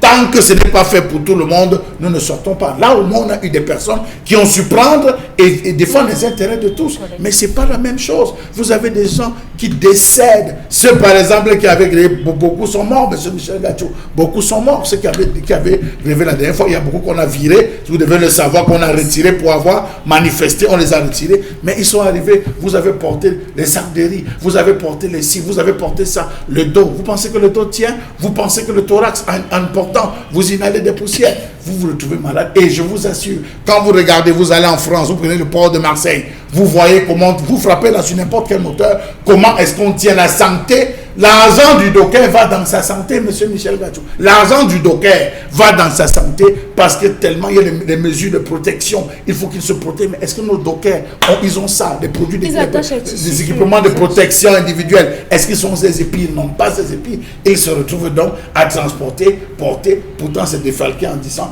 pour les mesures de on espère que dans les jours à venir, on pourra avoir des images de ces dockers pour pouvoir mieux illustrer la réalité de la profession qui est la leur aujourd'hui au Cameroun, mais surtout... Non, monsieur Michel, ne demandez pas des images, ne demandez pas des images à des individus à qui on a dit que vous êtes ici pour nourrir vos familles. Les autres qui parlent là ne connaissent pas. Chacun se bat pour sa famille. Tant que tu peux avoir ton petit pain, reste là. Si tu veux lever la tête, on cogne. On fait donc comment? Qu'est-ce qu'on fait ici lorsqu'on se plaint de la situation de ces dockers? Est-ce que ce n'est pas justement pour amener les autorités portuaires à prendre plus leurs responsabilités? Le ministère du Travail a martelé jusqu'à ce que... qui concerne les Camerounais, voilà, et qui doit être résolu par des Camerounais. Donc quand on en parle, c'est parce qu'en réalité, ça nous choque, ça nous énerve, et il faut exposer pour montrer le mal des dockers au Cameroun. Donc ce n'est pas une affaire d'un docker, ça fait de tous les dockers de tous les ports du Cameroun. Monsieur Ngachou, on vous demande d'être patriote. La petite école où j'ai été, on m'a appris que la patrie, c'est un territoire, un peuple et un gouvernement. Ça veut dire que dans le cas précis où on vous demande d'être patriote, accrochez-vous au gouvernement. Donc, tapez sur le ministre du Travail et de la Sécurité sociale par rapport à ça. Le port de Douala est séquencé, je dirais, en deux parties. Il y a la partie dite conventionnelle, de poste, je pense, 1 au poste 13. C'est là où beaucoup de choses se font, les vracs, les acres et tout et tout. Et quand il y a un bateau français qui va arriver, le reste là, on met de côté, on vous dit, on vous réquisitionne pour ça. Il faut savoir ces choses-là. Tout. Voilà. Le Cameroun a des postes 14, postes 17. Comme ça que c'est réparti. Là-bas alors, c'est mauvais. Parce que vous avez dit, on va avoir l'image ici. Vous amenez l'image ici, et je pense que Ndiaye Kamchamini l'a rappelé dernièrement, s'agissant de problèmes anglophones. Vous voulez vous fourrer le nez, sachez que votre principal adversaire, c'est la France. Donc, le port de Douala, comme il s'agit de lui aujourd'hui, sachez que vous vous attaquez aux intérêts français.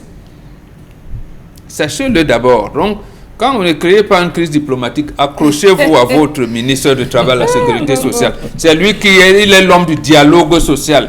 Quel est le dialogue social qu'il a insufflé et puis qu'il est là pour amener les patrons à respecter au moins 80% de ce qui a été commencé.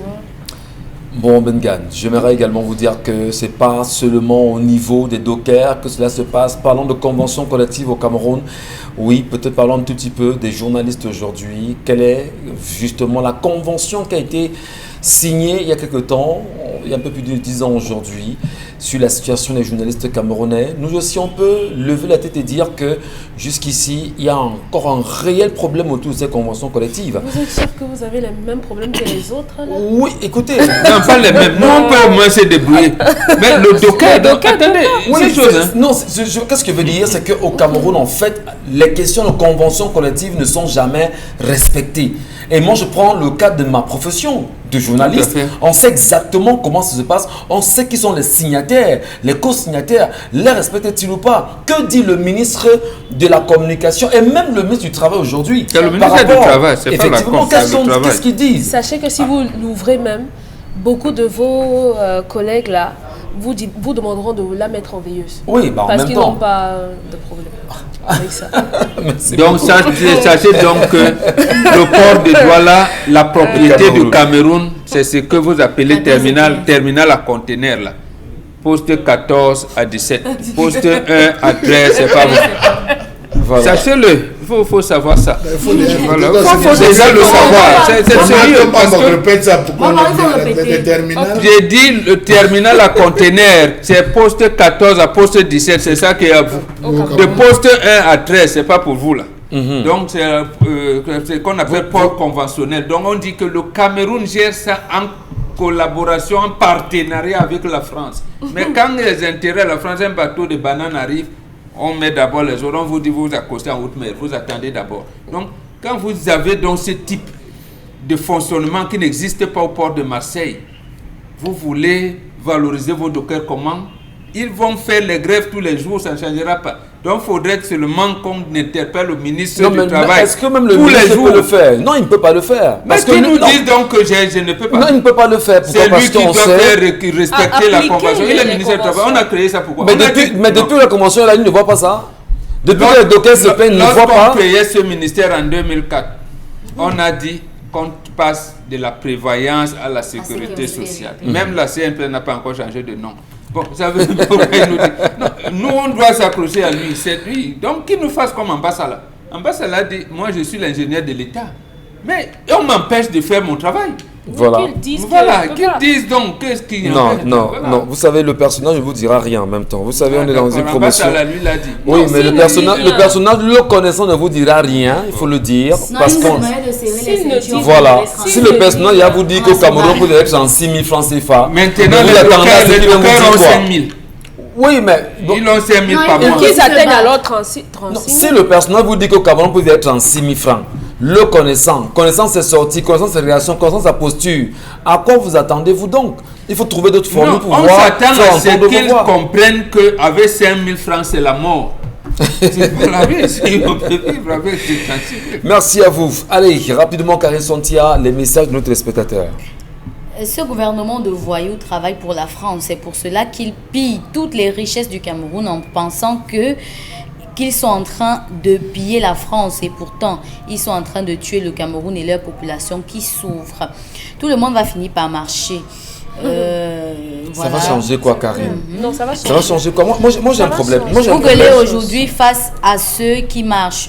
Demain, ça vous frappe et vous allez sauf que marcher. C'est à chacun son tour. Les avocats, les éleveurs, les malades pour manque de dialyse. Je dis, les marches vont changer quoi? Parce que, rendons-nous à l'évidence aujourd'hui. On est dans un pays qui s'appelle le Cameroun. Bon, comme on l'a dit sur ce plateau, on connaît tous qui est l'ennemi commun, qui est la France, parce que tout le monde le sait. On ne s'en cache pas. Donc, mais maintenant, vous croyez que ça en marchant, ça va changer quoi? Qu'est-ce qu'on devrait faire, Michel? Mais justement, il faut trouver d'autres stratégies. Il faut donc mettre de côté l'ennemi, il faut l'attaquer frontalement. Comment la rébellion? Comment? Non, je dis, il faut l'attaquer frontalement. Vous voulez quelle rébellion? Michel Gachou.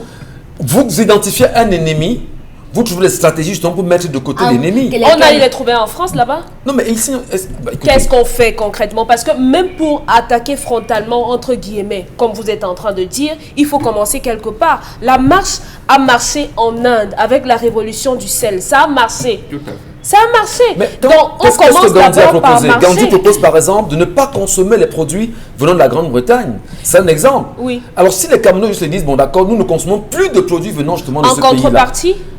Mais consommons local.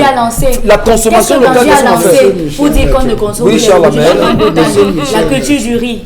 Les nouvelles qui nous parviennent de kilomètre 5 font état de ce que des gens font des rangs et des rangs comme s'ils n'avaient jamais vu Mathusalem. Donc vous dites que vous allez dire que vous allez interdire la consommation de quoi? C'est même quand vous allez même les pousser. J'ai suivi une engueulade hier qui m'a plu. Une femme qui engueulait sa voisine au quartier en disant: tu laisses les bouteilles au minéral, c'est à 350 pour aller les acheter à 500 là-bas. Mais on va à la clim, on va les escaliers. Elle paye d'abord le transport. Après, elle achète maintenant à 500. On vous dira que vous êtes dans la compte publicité. Non, j'ai dit tout à l'heure. Revenons à la question. Michel, dans votre question, il y a la réponse. on ne fait pas de proposition sans solution.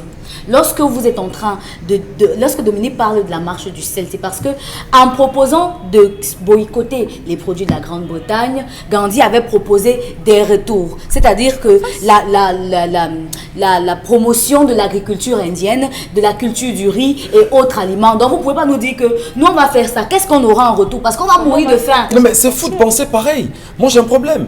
Pourquoi est-ce que nous ne pouvons pas nous dire on doit encourager les cultures locales? On doit encourager les Camerounais à se dire rentrons. Qui doit encourager les cultures les Camerounais, madame. Non, Monsieur Michel, je vous prends. Nous, on a des leaders, c'est eux qui doivent encourager. Monsieur Michel Ngatou, je vous prends un exemple. Lorsqu'il y a pénurie d'huile de palme, Oui. parce que nous importons de l'huile de palme du Gabon et de partout, on est censé donner la possibilité à tous les producteurs d'huile de palme, de Mangoulé, Bonnet Poupa, Yabassi, jusqu'à Gondjon, de sortir et de ravitailler le marché, histoire d'avoir les plus grandes parts en termes de marché pour combattre les importations. Mais qui sont les premiers qui nous vendent cette huile 3 fois plus chère que l'huile importée? C'est les Camerounais eux-mêmes. Or, que lorsque Gandhi, lui, lance son mouvement du sel en mettant sur pied une production locale, locale, il demande à tous les fermiers, à tous les agriculteurs d'adapter leurs produits pour permettre une pérennité, d'adapter le prix de leurs produits aux citoyens le plus bas. C'est ce que les gars font. Ils réussissent à adapter à des acteurs. Au lieu qu'on vous vende au prix de l'anglais, on vous vend ça au prix de l'indien. Les Indiens ont commencé à rentrer dans la commercialisation et ça a marché. Mais si vous impulsez ça ici, je vous assure que le jour d'abord, vous connaissez que les œufs aujourd'hui se vendent 1,9 à 300 francs. Bon, j'ajoute, on est au port. C'est Pour qu'on se comprenne bien. Les Français géraient seuls jusqu'à une certaine époque les dockers, tous les dockers à travers ce qu'ils appellent le GEPAC. Oui. Quand ce que vous appelez port autonome commence à arriver, le boycott commence, c'est là où la France vous dit donc que je détiens votre corps. Je vais voir comment vous allez faire. Il commence donc à séquencier.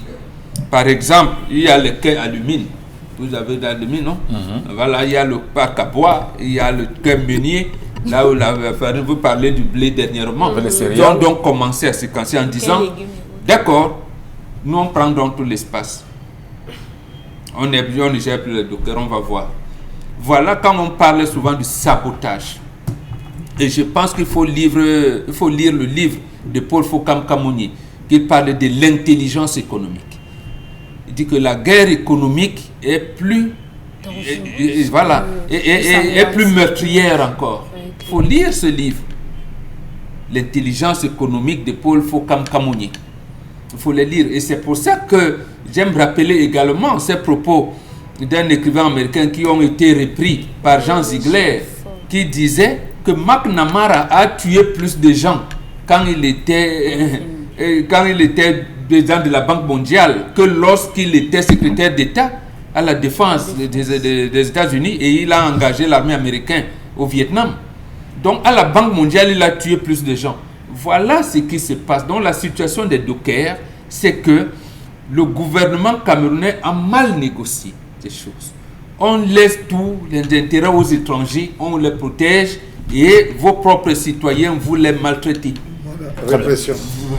On va continuer les messages, Karine. Karine, les messages. L'histoire ne nous dit pas ce qui a été négocié lors du mariage. Et même si le mari a accepté de s'occuper de l'enfant et après 1 an, il change d'avis, on fait quoi? Je crois que ce problème, il faut le résoudre.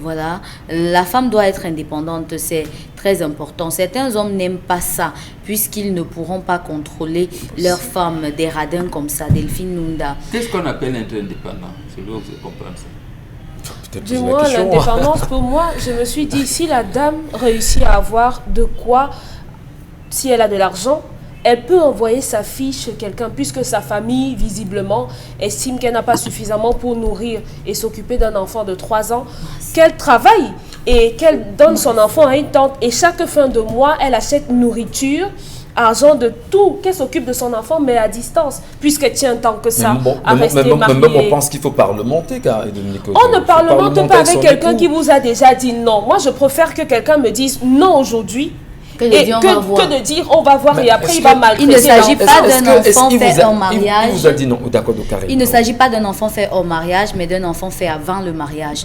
Donc le couple devrait avoir eu le temps de débattre de ce problème avant le mariage.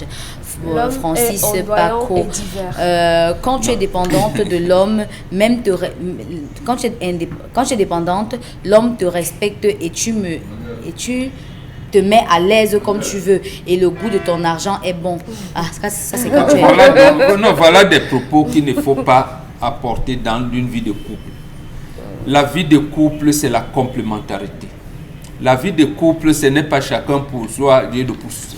Sauf que ce mari fait ça. Hein. Voilà, mais quand vous avez donc des particularités comme celui-ci, on dit, vous commencez à parlementer parce qu'au départ, vous n'avez pas su le faire. Ça coûte quoi à cette femme de dire, chérie, je sais que ça pèse, mais voyez la situation, c'est comme si j'étais ma fille. C'est comme si... le problème, c'est où il va peut-être, c'est un homme. Est-ce que parce que c'est comme vous dites souvent que quand vous entrez, et c'est pour ça que les occidentalisés ne savent même pas ce qu'on appelle mariage. Tu rentres, tu trouves ta femme bien la bouche au poids mort. Et toi, tu regardes d'abord là, tu commences. Voilà, donc, vous ne connaissez pas ces choses. Donc, non, quand la femme commence, reste, mon mari fait le marché, comme il en a l'habitude et tout. Maintenant, si je revendique, ça risque de. Or, je dois lui poser un autre problème. Le soutien de mon enfant. Tu commences à adopter une attitude telle que dis, qu'est-ce qu'il y a? Je ne suis pas, et quoi? C'est comme si j'abandonnais mon enfant, c'est comme si je jetais mon enfant dans un fumier et tout, vraiment, il verra. Il y a des tactiques. C'est pour ça qu'on vous dit. Une question. Est-ce que la femme est une bonne négociatrice? Parce que une fois quand même dans la maison avec les femmes d'aujourd'hui, non. Non, écoutez les filles, non, écoutez, peut-être pas vous. Moi, je parle de la femme d'aujourd'hui, ça la mère vous l'a dit. C'est un policier qui guette le bandit. La femme ne sait plus négocier. Est-ce que c'est pas négocier? Parce que comment vous estimez que la femme a le pouvoir en toutes choses, à tout moment et partout? Qu'une question comme celle-là parvient quand même à échapper à une dame comme ça, au point de se plaindre et de ramener un sujet par la télévision. Charles Abembachou. Si un jour vous voyez... Non, il ne s'agit pas de vous, Karine. Si un jour, monsieur Michel, il y a même des images sur Facebook qui illustrent ça. On voit un message, mon amour, mon bébé, mon trésor. L'homme dit, on ne m'a pas encore payé. Patient, on ne m'a pas encore payé. Je sais ce que tu fais. Vous voyez un peu jusqu'où on tourne en dérision, mais les femmes d'aujourd'hui, on les voit rapidement venir. Vous savez, entre 1900, Bomboka décrié ici qu'il y a beaucoup de femmes qui avaient reçu des injections et qui sont devenues stériles jusqu'à une certaine période, vous vous rappelez. Ça a provoqué cette crise de moitié 1970, début 1980, où les hommes, lorsqu'ils venaient épouser les femmes, les jeunes filles, se posaient la question de savoir est-ce qu'elle a déjà accouché. C'est la raison, vous allez vous rendre compte qu'à cette période, dans le centre sud-est, lorsque un homme venait doter une femme, on disait est-ce que vous êtes sûr que même la fleur que je vais prendre s'y produit? On dit janvier, on dit Mathurin, viens. On dit tu as vu ça, c'est elle. Donc à peine on vous a présenté, ça galvanisait les hommes. Entre 80, une fois que les gens étaient rassurés, 80 et 90, on a commencé à cacher. On ne disait plus la vérité. Beaucoup d'hommes, c'est après le mariage, permettez-moi, c'est important, c'est après le mariage qu'ils découvraient que la femme avait eu des enfants hors mariage. Ça, c'est important de préciser que c'est après que les gens ont découvert. Mais aujourd'hui, monsieur Michel Ngachou, les femmes ne se cachent plus. Vous les voyez le soir, elle dit à l'enfant, habille-toi. L'enfant s'habille, met les babouches, elle est en route, elle paye les beignets. Si tu l'invites à prendre un pot, elle dit que donne aussi pour mon enfant. Bah, man, prends pour mon enfant. Vous voyez, être désormais avec le paquet. Or, c'est ce que Momo disait, c'est la déliquescence. Nous avons détruit pratiquement le tissu social. L'homme sait que pour t'avoir, il doit conjoindre avec l'enfant. Voilà. Une fois qu'il t'a, il dit allez, fous-moi la. Mais moi je pense, Voilà ce qu'on vit. je voulais Il simplement faut dire, analyser ces justement, faits. sauf si l'homme a des idées, on va dire, arrêtées, mais que la femme a toutes les possibilités justement à négocier. Non. Elle a Je sais toutes pas, les c'est possibilités ça. justement. Non, Ah, monsieur Michel. oui. C'est pas un cadeau qu'il doit offrir à sa femme pour Il qu'elle le n'est pas flatte, forcé. hein. Il s'agit n'est pas d'un forcé. Faut enfant. pas le forcer. Il veut pas. Si vous le suppliez, là maintenant, ce sera comme le forcer. Et il le fera à contre-cœur. Et quelqu'un qui fait des choses à contre-cœur, ça ne marche pas. Il ne veut pas, ne le forcez pas. Merci beaucoup. Et dans un instant, Madame Choma, Karine pause. Mais avant cette pause-là, Karine, vous avez des derniers messages pour nous? Allez, s'il vous plaît, les femmes, arrêtez d'aller en mariage avec votre enfant que vous avez eu avant le mariage pour éviter ce genre de situation. Non, mais écoutez, Karine, vrai aussi. écoutez, hein, moi Je me lis suis les dit, messages. oui, on le dit. Est-ce que. C'est pas moi, c'est dites pas- à- c'est Je l'ai pas- dit c'est ici, pas Elle mauvais. s'appelle Annick Tchedjou. Non, je l'ai dit Oui, ici mais avant. je dis, c'est pas mauvais sérieux. justement d'épouser une femme qui a des enfants. Moi, je trouve personnellement qu'il n'y a aucun problème à cela. La dame Avoir dit- une femme qui a des enfants, si vous aimez votre femme de toutes les façons, vous l'acceptez avec ses enfants. Oui, effectivement. Moi personnellement, je trouve Mais aucun ce n'est souci pas à ça. universel, ça. Oui, c'est pas universel, mais simplement, je voulais Non, simplement. c'est Non, qu'on veut il y a dire, pas de c'est problème pour à la ça. génération d'aujourd'hui, il faut comprendre l'époque où vous Voilà. vivez. Voilà. On vous a montré comment, quand cet échange a eu avec les Blancs, comment ça évolue. Avec les fermetures des entreprises à laquelle le renouveau nous a coûté, on a vu un type de comportement. Et l'Africain s'adapte à ce type de comportement-là. Parce que, également, quand on vaccine vos filles, on se rend compte qu'elles deviennent de plus en plus stériles, elles n'accouchent pas pour la plupart. À un moment, l'Africain a adopté que pour épouser une fille, il serait mieux que je trouve une fille qui est déjà accouchée. Qui a déjà. Et on s'est adapté à cette époque. Arrive une autre époque où, maintenant, la fille est devenue dévergondée. Elle s'habille quand elle dort. Elle se déshabille quand elle sort. Ça aussi, on commence à voir des habits. Donc, c'est tout ça, c'est ce cheminement au cours de l'histoire Merci. que le Non, banc. mon gars, oubliez de Merci. dire que les hommes Merci. sont devenus plus irresponsables. Non, non, les hommes guettent. Deux Ils poids sont de devenus plus mesure. Non, les irresponsables. hommes ont découvert que les filles sont devenues inspecteurs Colombo. Au lieu de rester Et ils dans se le sont mariage. rendus compte aujourd'hui Monsieur qu'une Michel. femme qui a déjà un Monsieur enfant n'est Michel pas Mathieu. mariable. Oui. C'est Vous aujourd'hui qu'ils se pensez sont rendus quand un compte de homme ça. rentre chez lui, il protège quoi? Première chose, il s'assure que tous les codes de son téléphone sont activés. Deuxième chose, que son Et vous le dites porte-monnaie- en souriant. Je le Parce que dis. c'est un Et bandit. c'est normal. Je le Parce que dis. c'est un bandit. C'est les tricheur. deux actions que l'homme. J'ai d'abord le premier. Soit il laisse un porte-monnaie vide, il prend l'argent, il envoie dans ses chaussettes. Il s'arrange que sa femme soit hors de la chambre pour se déshabiller. Non, ça peut- Il ne souffre ça peut- pas. ça peut faire rire. C'est parce que la femme a développé. Karine, permettez, J'espère qu'on permettez, nous en permettez, parle. Moi, je permettez. suis Non, Karine, désolée, Karine, mais là, permettez, c'est Karine, un permettez. homme. Karine, Laisse-le permettez. terminer. Karine, permettez, C'est pas vraiment. un homme qui souffre, c'est Moi- ça moi- le comportement. Moi, je vais Non, c'est simplement dire, malheureux. permettez. Presque toutes les femmes ont Je vous Est-ce qu'il en- est je forcé sais de pas. rester dans ce mariage? Elle ne vous en- Il n'est pas forcé. Comprenons-nous quand même, non? Comprenons-nous. Est-ce qu'on vole son mari, Pembo? Karine, il faut qu'on soit d'accord. Non. Je ne suis pas d'accord avec vous. Je ne suis pas d'accord avec vous. Je suis pas On ne vous force pas. Je voulais que Chalamel chute quand même. Hein, mais quand même, avant qu'il ne chute, Il s'est arrêté au chaussettes. reconnaissons-le. On est obligé maintenant de cacher l'argent. Non, vraiment. Reconnaissez-le, Non, vous. reconnaissons-le. Je le Parce reconnais. qu'en fait, Parlez à la première personne. non, Karine. Je Non, le ils sont reconnais. trois sur Pas D'accord, Karine. d'accord. Les femmes Non, comme vous appellent êtes ça sur de ce parler. plateau, on se le dit. Reconnaissons-le qu'on a oublié de cacher l'argent. Parce que quand on Parce que vous a êtes identifié, bandits. permettez non, quand on a identifié qu'il y a un 5000 qui traîne, enfin même 5300, on se demande pas si au gars va l'autre travail le matin. On ramasse littéralement.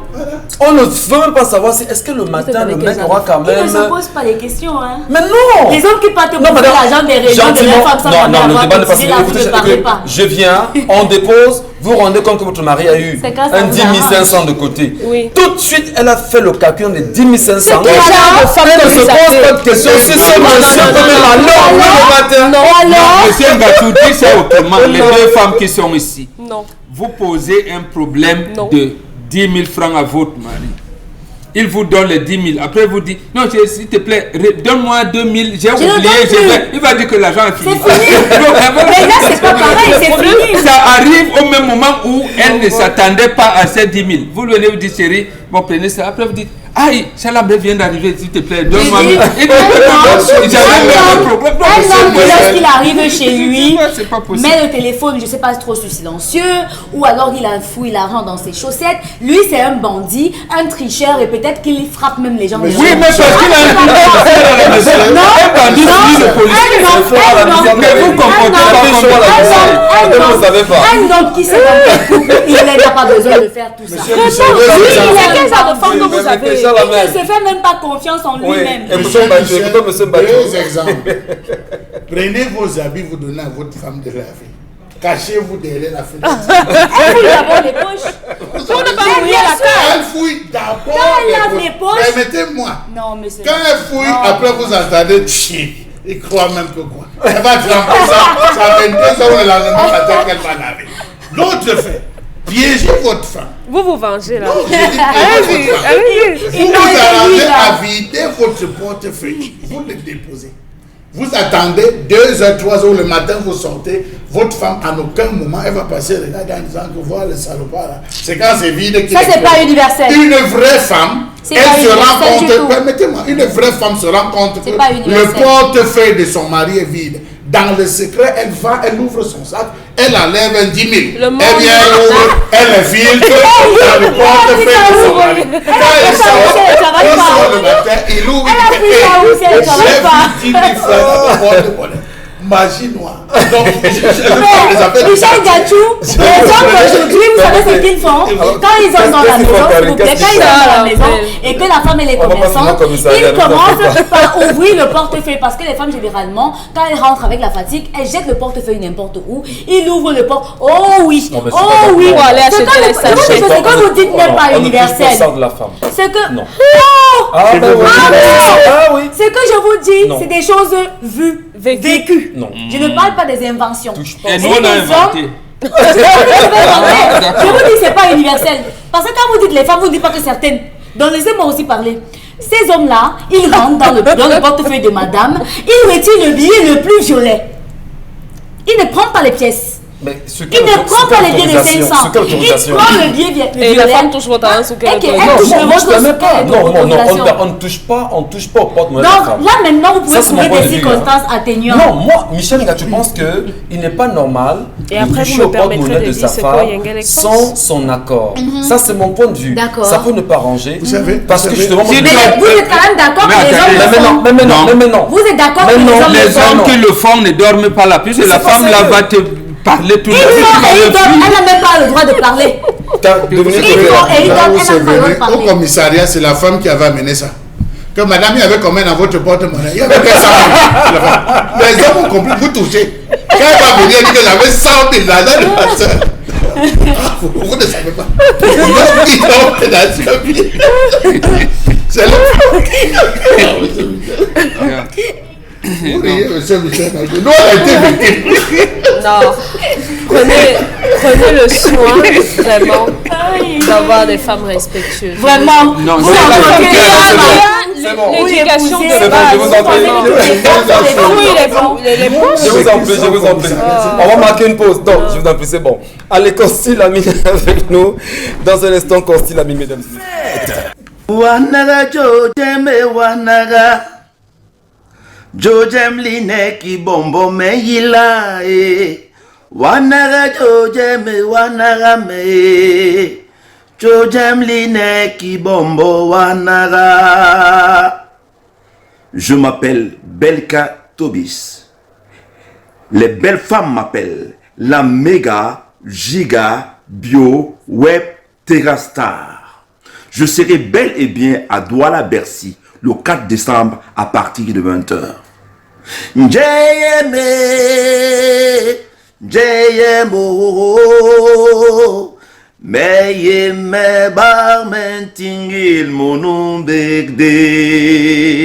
Le rendez-vous est pris le 4 décembre à partir de 20h à Douala Bercy. J'y serai. Hey yo, salut la famille, je suis Kosi, give me the mic yo. Rendez-vous spécial le 4 décembre à Douala Bessi, la nuit de l'ambiance, BCBG. Kosi, give me the mic yo, je serai là. Venez nombreux les fans, venez nombreux parce que vraiment le 4 décembre à Douala-Bessie. Je serai là. Le 4 décembre, l'ami de l'ambiance, BCBG. Give me the mic, yo. Douala-Bessie. See you guys. Course. Je suis l'homme des 3 continents, mathématiques de petits pays. Je vous donne rendez-vous le 4 décembre à Douala-Bessie pour les 20 ans d'anniversaire de Consti Lamine, mon frère d'enfance. L'homme des 3 continents, c'est moi, mathématiques de petits pays. Je vous aime. Et le loyer à payer, qui va le payer où? Excusez-moi, les jaloux ne connaissent pas la honte. Abracabra, abracabra, oh, abracabra. Salut, je suis l'artiste Coco Argenté, la Go Galaxy, your number one. Je vous confirme ma présence ce vendredi 4 décembre à Douala, Bercy, à l'occasion de notre soirée BCBG avec la compagnie Argentée. Concert exclusivement en live. Soyez de la partie parce que ça sera la Dinali, les Pankali. Je vous attends nombreux. À bientôt, Douala, Bercy, j'arrive. Bimoula d'abord, ma pète à quand je suis l'enfant Mamouni vient de Penkamiche. Je vous donne rendez-vous ce 4 décembre, bien sûr, pour la soirée BCBG. C'est la mort qui serait là. Donc, c'est du côté de Douala Bessie. On va faire feu. Donc, je vous donne rendez-vous tout le monde ce 4 décembre. Ce 4 décembre à Douala Bessie pour la soirée BCBG. Hey, salut, c'est Moussi Charismatique. Fou, bonsoir à tout le monde qui est dans la salle. La nuit de l'ambiance, BCBG, à Douala, ce 4 décembre à Douala Bercy. C'est 20 ans de carrière de Consti Lamine, événementiel. En tout cas, tout le monde, je suis en train de vous dire, je serai là. Je serai là, ramenez-vous parce qu'on va faire l'ambiance. La nuit de l'ambiance, Moussi Charismatique, I will be there. Lambeto inawa osengena bele oae. Lambeto inawa osengena nea oae. Dotumimba mulema mabiwando abole moe. Toye bangwando lombana kedino wando beni bangae. Oh. Hello à toutes et à tous, je suis Jackie Kinya de Voice depuis le Cameroun. Salut à tous mes fans de Douala, Yaoundé, Bafoussam et partout.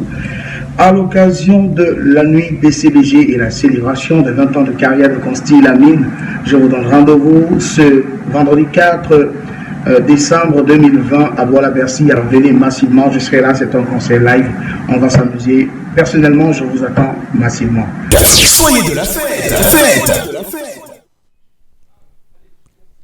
Alors, il reste tout simplement à rappeler à tous les téléspectateurs de cette émission que l'événement est bel et bien confirmé par les artistes. Vous l'avez regardé tout à l'heure, c'est une réalité. Le 4 décembre à Douala-Bercy à partir de 19h. Alors, je vais donc rappeler tout simplement à tous les clients du concept Salaka, à tous les téléspectateurs de cette émission, à tous les partenaires qui accompagnent les 20 ans de carrière de Consti Lamine, que les tickets que voici sont déjà disponibles depuis, bien sûr, quelques jours du côté du magasin 1001 tapis à Douala-Bercy également. Donc, ceux qui ont besoin, que ce soit le ticket de 5 000, le ticket de 10 000 francs, rendez-vous directement du côté, bien sûr, du magasin 1001 tapis pour avoir votre ticket d'entrée pour vivre ce grand événement qui marque les 20 ans de carrière de Consti Lamine, qui verra la participation des artistes tels que Jackie Kinguet, Coco Argenté, Belka Tobi, Moustique le charismatique, Ulrich Takam, Mathématiques, Kossi, tous ces artistes-là ont confirmé bel et bien leur présence parce que le concept Salaka ne fait pas dans la dentelle. Donc, chers téléspectateurs, n'attendez pas la dernière minute. Appelez directement les numéros de téléphone que vous avez vus tout à l'heure à la télé. Faites vos réservations. Le rendez-vous directement du côté du magasin 1001 tapis pour acheter votre ticket d'entrée. N'attendez pas la dernière minute. Soyez parmi les premiers à avoir votre ticket d'entrée. Et je ne saurais partir sans remercier, bien entendu, la radio et télévision Equinox, ainsi que le prêt-à-porter chic Cheren Témis, ce prêt-à-porter qui accompagne les 20 ans de carrière de Consti Lamine. Merci beaucoup d'être passé ce matin. Mesdames et messieurs, poursuivons l'émission avec vous à l'instant, avec 10-12 le Zénith et ses nombreux sujets également. Karine Santia, vous en avez retenu pour nous quelques-uns dans le cadre de la revue des réseaux sociaux. C'est s'intéresse d'abord à la déclaration des chefs traditionnels de l'Ouest de Cameroun.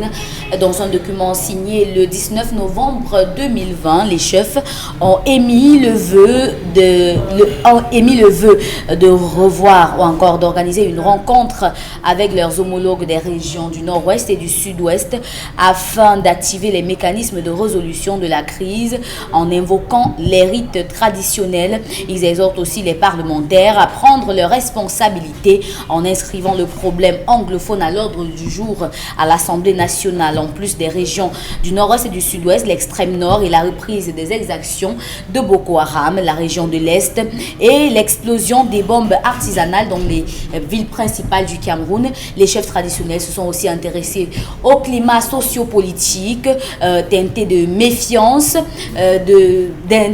d'intolérance et de défiance, la crise de confiance généralisée, la tribalisation de la scène politique, le bafouement des libertés fondamentales, le dépassement même de l'équilibre régional. Et pour cela, ils ont suggéré une reconnaissance de la légitimité gouvernementale par l'opposition radicale, la création d'un cadre de concertation, la mise en veille des dissensions partisanes pour trouver une solution pour le Nozo. Voilà, entre autres, les solutions proposées par les chefs traditionnels de la région de l'Ouest. Alors, vous dites justement qu'il n'était pas complet, c'était un texte qui n'a pas été signé par tous les chefs de la région de l'Ouest. Non, ce n'est pas un texte signé par tous les chefs, ce sont les présidents des conseils départementaux qui ont signé, notamment le président du conseil départemental de Bamboutos, du Ndé, du Onkam, de la MIFI, conseil départemental de quoi? Conseil départemental, comment on n'a pas encore élu? Mais conseil départemental, c'est dans le document. Donc ce ne sont pas les chefs traditionnels? D'accord. En tout cas, merci beaucoup Karine pour cette sortie. D'accord, merci. On devrait justement le dire. Signé par Sa Majesté Thio. Voilà.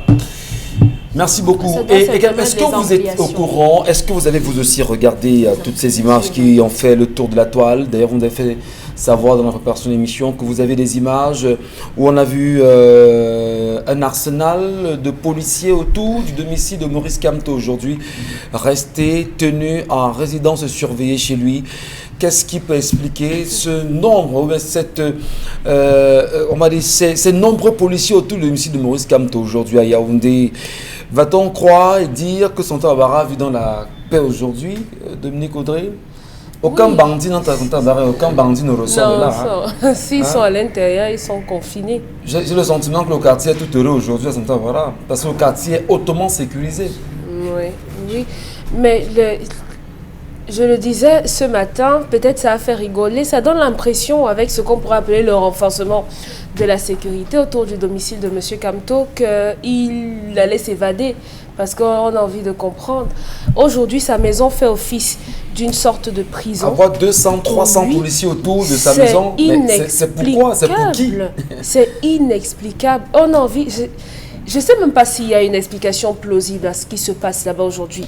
Les vidéos qui circulent sur la toile laissent voir des forces de l'ordre en joie, qui bavardent, qui chantonnent, qui d'autres mangent, boivent et tout. C'est quoi? Peut-être on a un nouveau camp là-bas. Je sais pas, ils n'ont rien à faire de la journée. Hein. Ils n'ont rien à faire de la journée. Ils prennent tellement de plaisir à être là-bas, à échanger, à papoter, à voir. Non, arrêtez, sois un peu sérieux. Je suis sérieuse, Michel. Non. Parce que ça ne s'explique pas. Plus sérieusement, ça ne s'explique pas. Qu'est-ce qu'ils font là-bas? Il n'y a pas de boulot au Cameroun? Ils sont en train de travailler. Je crois qu'ils sont payés, non, pour ça. On les paye par jour. 5 000 francs la journée, Charles. Ils sont nombreux. C'est incroyable. Vous avez regardé ces images-là qui font le tour de la toile aujourd'hui. Lorsque on a 300, 400 policiers autour de M. de Maurice Kamto, il est devenu le plus grand bandit de ce pays. Est-ce qu'il est devenu le prisonnier le plus important de ce pays? Peut-être c'est en rapport avec la marche des femmes du parti. Mais c'est quoi cette histoire? Les policiers n'ont rien à faire dans un pays comme nous où il y a à faire partout. Mais ils surveillent M. Kamto. Mais Kamto est le seul Camerounais, il n'y a pas d'autres Camerounais qui... Combien voilà, Bonacomo.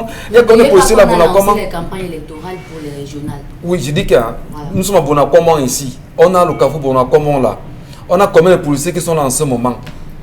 Allez voir les carrefours aujourd'hui où la situation n'est pas bien régulée. Tous ces policiers font donc quoi chez Maurice Kamto aujourd'hui? Charles Hamel, vous avez vu ces images vous aussi? Alors, il faut dire que j'ai parcouru les images, j'ai parcouru les commentaires des internautes.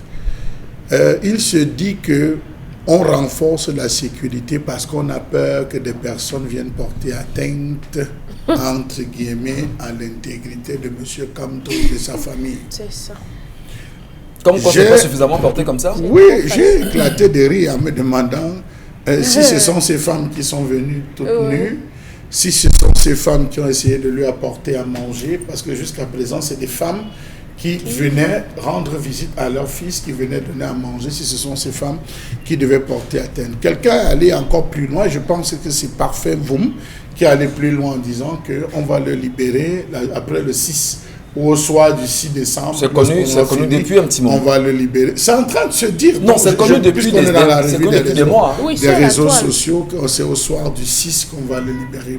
Tout cela démontre tout simplement que le MRC, au vu de l'arrestation de l'ensemble de ces cadres, est un parti vraiment qui dérange et que pendant toutes ces années où on a parlé d'une opposition, en fait, il n'y avait pas eu une opposition. C'est aujourd'hui qu'ils se rendent compte qu'il y a cette opposition. Je me plains un peu de ces policiers qui sont obligés de dormir à la Belle Étoile. Je me plains un peu de ces policiers qui sont parfois sous la pluie, sont obligés d'aller s'abriter, d'autres qui n'ont pas de parapluie, toquer à des portes, mettre un peu mal à l'aise, on va dire, les autres voisins. Je me dérange un peu, on va le dire. Surtout Maman Té, la voisine. J'ai très mal pour Maman Té. Voilà, donc il faut dire, vous êtes même arrivé. Vous êtes arrivé à ces différents contrôles des personnes qui entrent, qui sortent. Les filles me regardent quand je parle de Maman Té. C'est la voisine d'en face. On se comprend. Merci beaucoup, Charles. J'expliquais en disant que ça fait véritablement mal. On se demande encore si on est dans une démocratie. Tout à l'heure, vous avez fait allusion de tout ce qui se passe en Afrique. On a vu ce qui s'est passé en Côte d'Ivoire avec les Afingessa, avec les Colambédiens. On a vu ce qui s'est passé en Guinée-Conakry. Monsieur Michel Ngachou, je pense bien, avec Alpha Omar Condé, qui s'est arrangé à placer tous ces différents protagonistes, il les a tous mis aussi en résidence suivie. Vous vous rendez compte, c'est comme un mot qu'on se passe, un mot qu'on se passe dans l'autre. On voit en disant si le doyen a fait ça, ça veut dire que ça paye. Marche. Il faudrait que nous fassions. Qui derrière, tapis dans l'ombre, se retrouve à valoriser, à valider ce type d'action, allez savoir. Donc vous allez vous rendre compte qu'on ne suit qu'un protocole. Ce n'est pas aujourd'hui. Nous avons développé, je pense, ce sujet une fois ici. On a dit, est-ce que c'est le Cameroun qui maintient le Maurice Kamto? Certains politiques sont... Les Camerounais dont ont abandonné Maurice Kamto chez lui, il faut le dire simplement.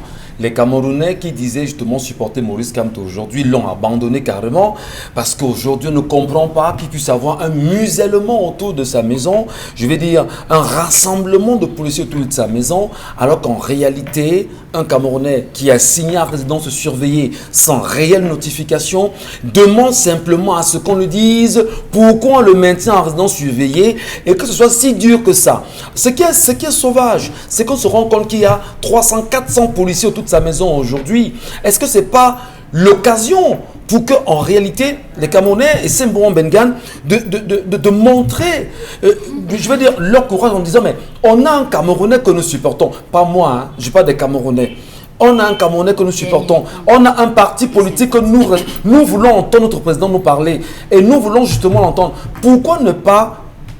On trouve que descendre chez lui, ce n'est pas la solution. Mais ça peut être une solution payante quand même aujourd'hui, Mohamed Bengan.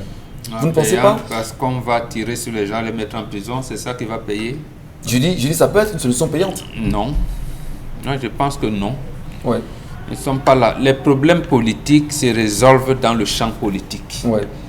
Donc ici, le gouvernement, en attendant que le procès s'ouvre pour qu'on sache réellement ce qu'on reproche à Bibou Nissak, au professeur Fogué et à leurs autres camarades appelés, plus les femmes qu'on a interpellées dernièrement, en attendant, pour le moment, on ne peut que faire des spéculations. Et dans ces spéculations-là, on a pensé, le régime a pensé qu'on voulait organiser une insurrection populaire pour le renversement du régime. À ce moment-là, on est dans un politique où on dit, les autorités administratives n'ont pas accordé des manifestations, des marches pacifiques, vous avez osé marcher, donc vous avez sorti les muscles, on sort les muscles plus que vous. Voilà, c'est dans cette situation qu'on se trouve. Maintenant, vous dites les Camerounais se comportent comment? Il y en a qui ont essayé de le faire. D'abord, les avocats sur le plan de droit, ils n'ont eu accès que quand le délégué général de la Sécurité nationale leur a donné cet accord-là. Je me demande, les 14% des Camerounais qui ont voté pendant la présidentielle 2018 sont où là maintenant? Mais ce n'est pas... Oui, ils sont où? Posez-leur la question. Mais est-ce que nous sommes ici en position de rapport de force? Est-ce que ces Camerounais, les 14% là, ne pensent pas qu'il faut pour le moment garder ses rancœurs en devant lui que de montrer son corps en... comment je vais dire ça? Voilà, non, que son corps devient une expérience de balles du régime. Non, c'est pas... Ils ne peuvent pas transformer leur corps en chair à canon. On sait bien que c'est la chair à canon. D'un de deux, le MRC n'a pas organisé un mouvement insurrectionnel. Il va dire aux gens, sortez, coûte que vaille. Non, il a dit pacifique. Quand on dit pacifique, le contenu qu'on avait donné, c'était un contenu de droit, premièrement, et deuxièmement, un contenu politique. Dans le contenu politique, il n'y avait pas de violence dedans. Donc, il n'est pas question de venir affronter les forces du maintien de l'ordre. Le MSC suit justement son projet. Il a interdit, il a dit marche pacifique. Donc il est hors de question. Voilà, ce n'est pas... Merci. On ne s'attaque pas aux forces du maintien de l'ordre. Merci. Le problème, c'est le problème politique. Et ils l'ont enrobé dans le cadre du droit. C'est clarifié maintenant pour les Camerounais. Consti est avec nous pour quelques minutes, à nouveau.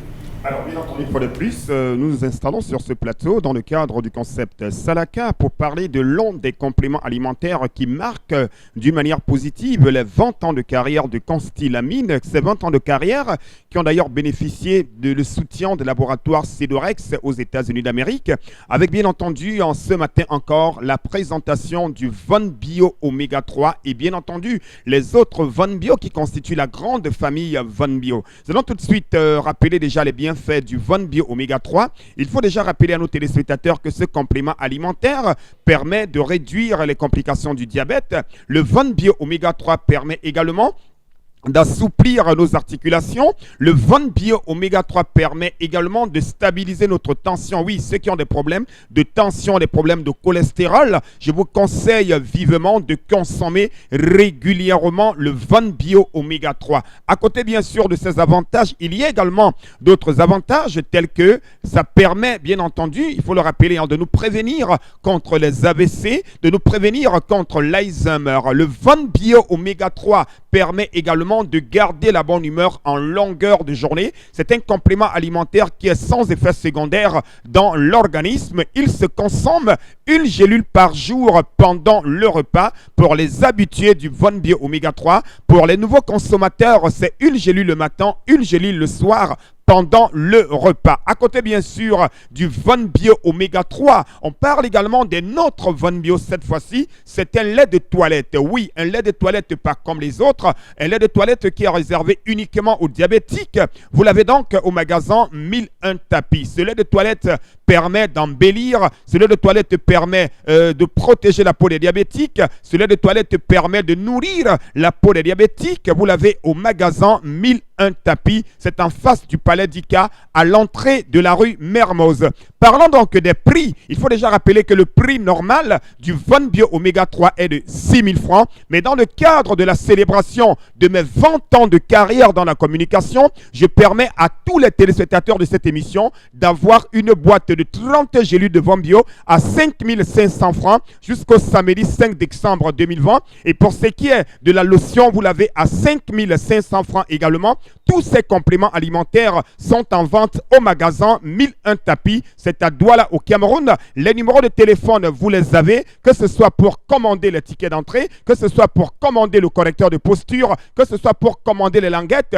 Tous ces numéros de téléphone-là sont les numéros du magasin 1001 tapis. Dans ce magasin, vous avez également la pommade contre les hémorroïdes qui permet d'éradiquer totalement les hémorroïdes. Merci beaucoup. Merci infiniment à vous. Merci également, madame, messieurs, pour l'intérêt que vous trouvez tous les jours à nous regarder sur les antennes Equinox Télévision. Demain, lorsqu'il sera 10h, autre rendez-vous encore avec vous. Attention, des sujets importants pour la République. Merci de rester sur la télé.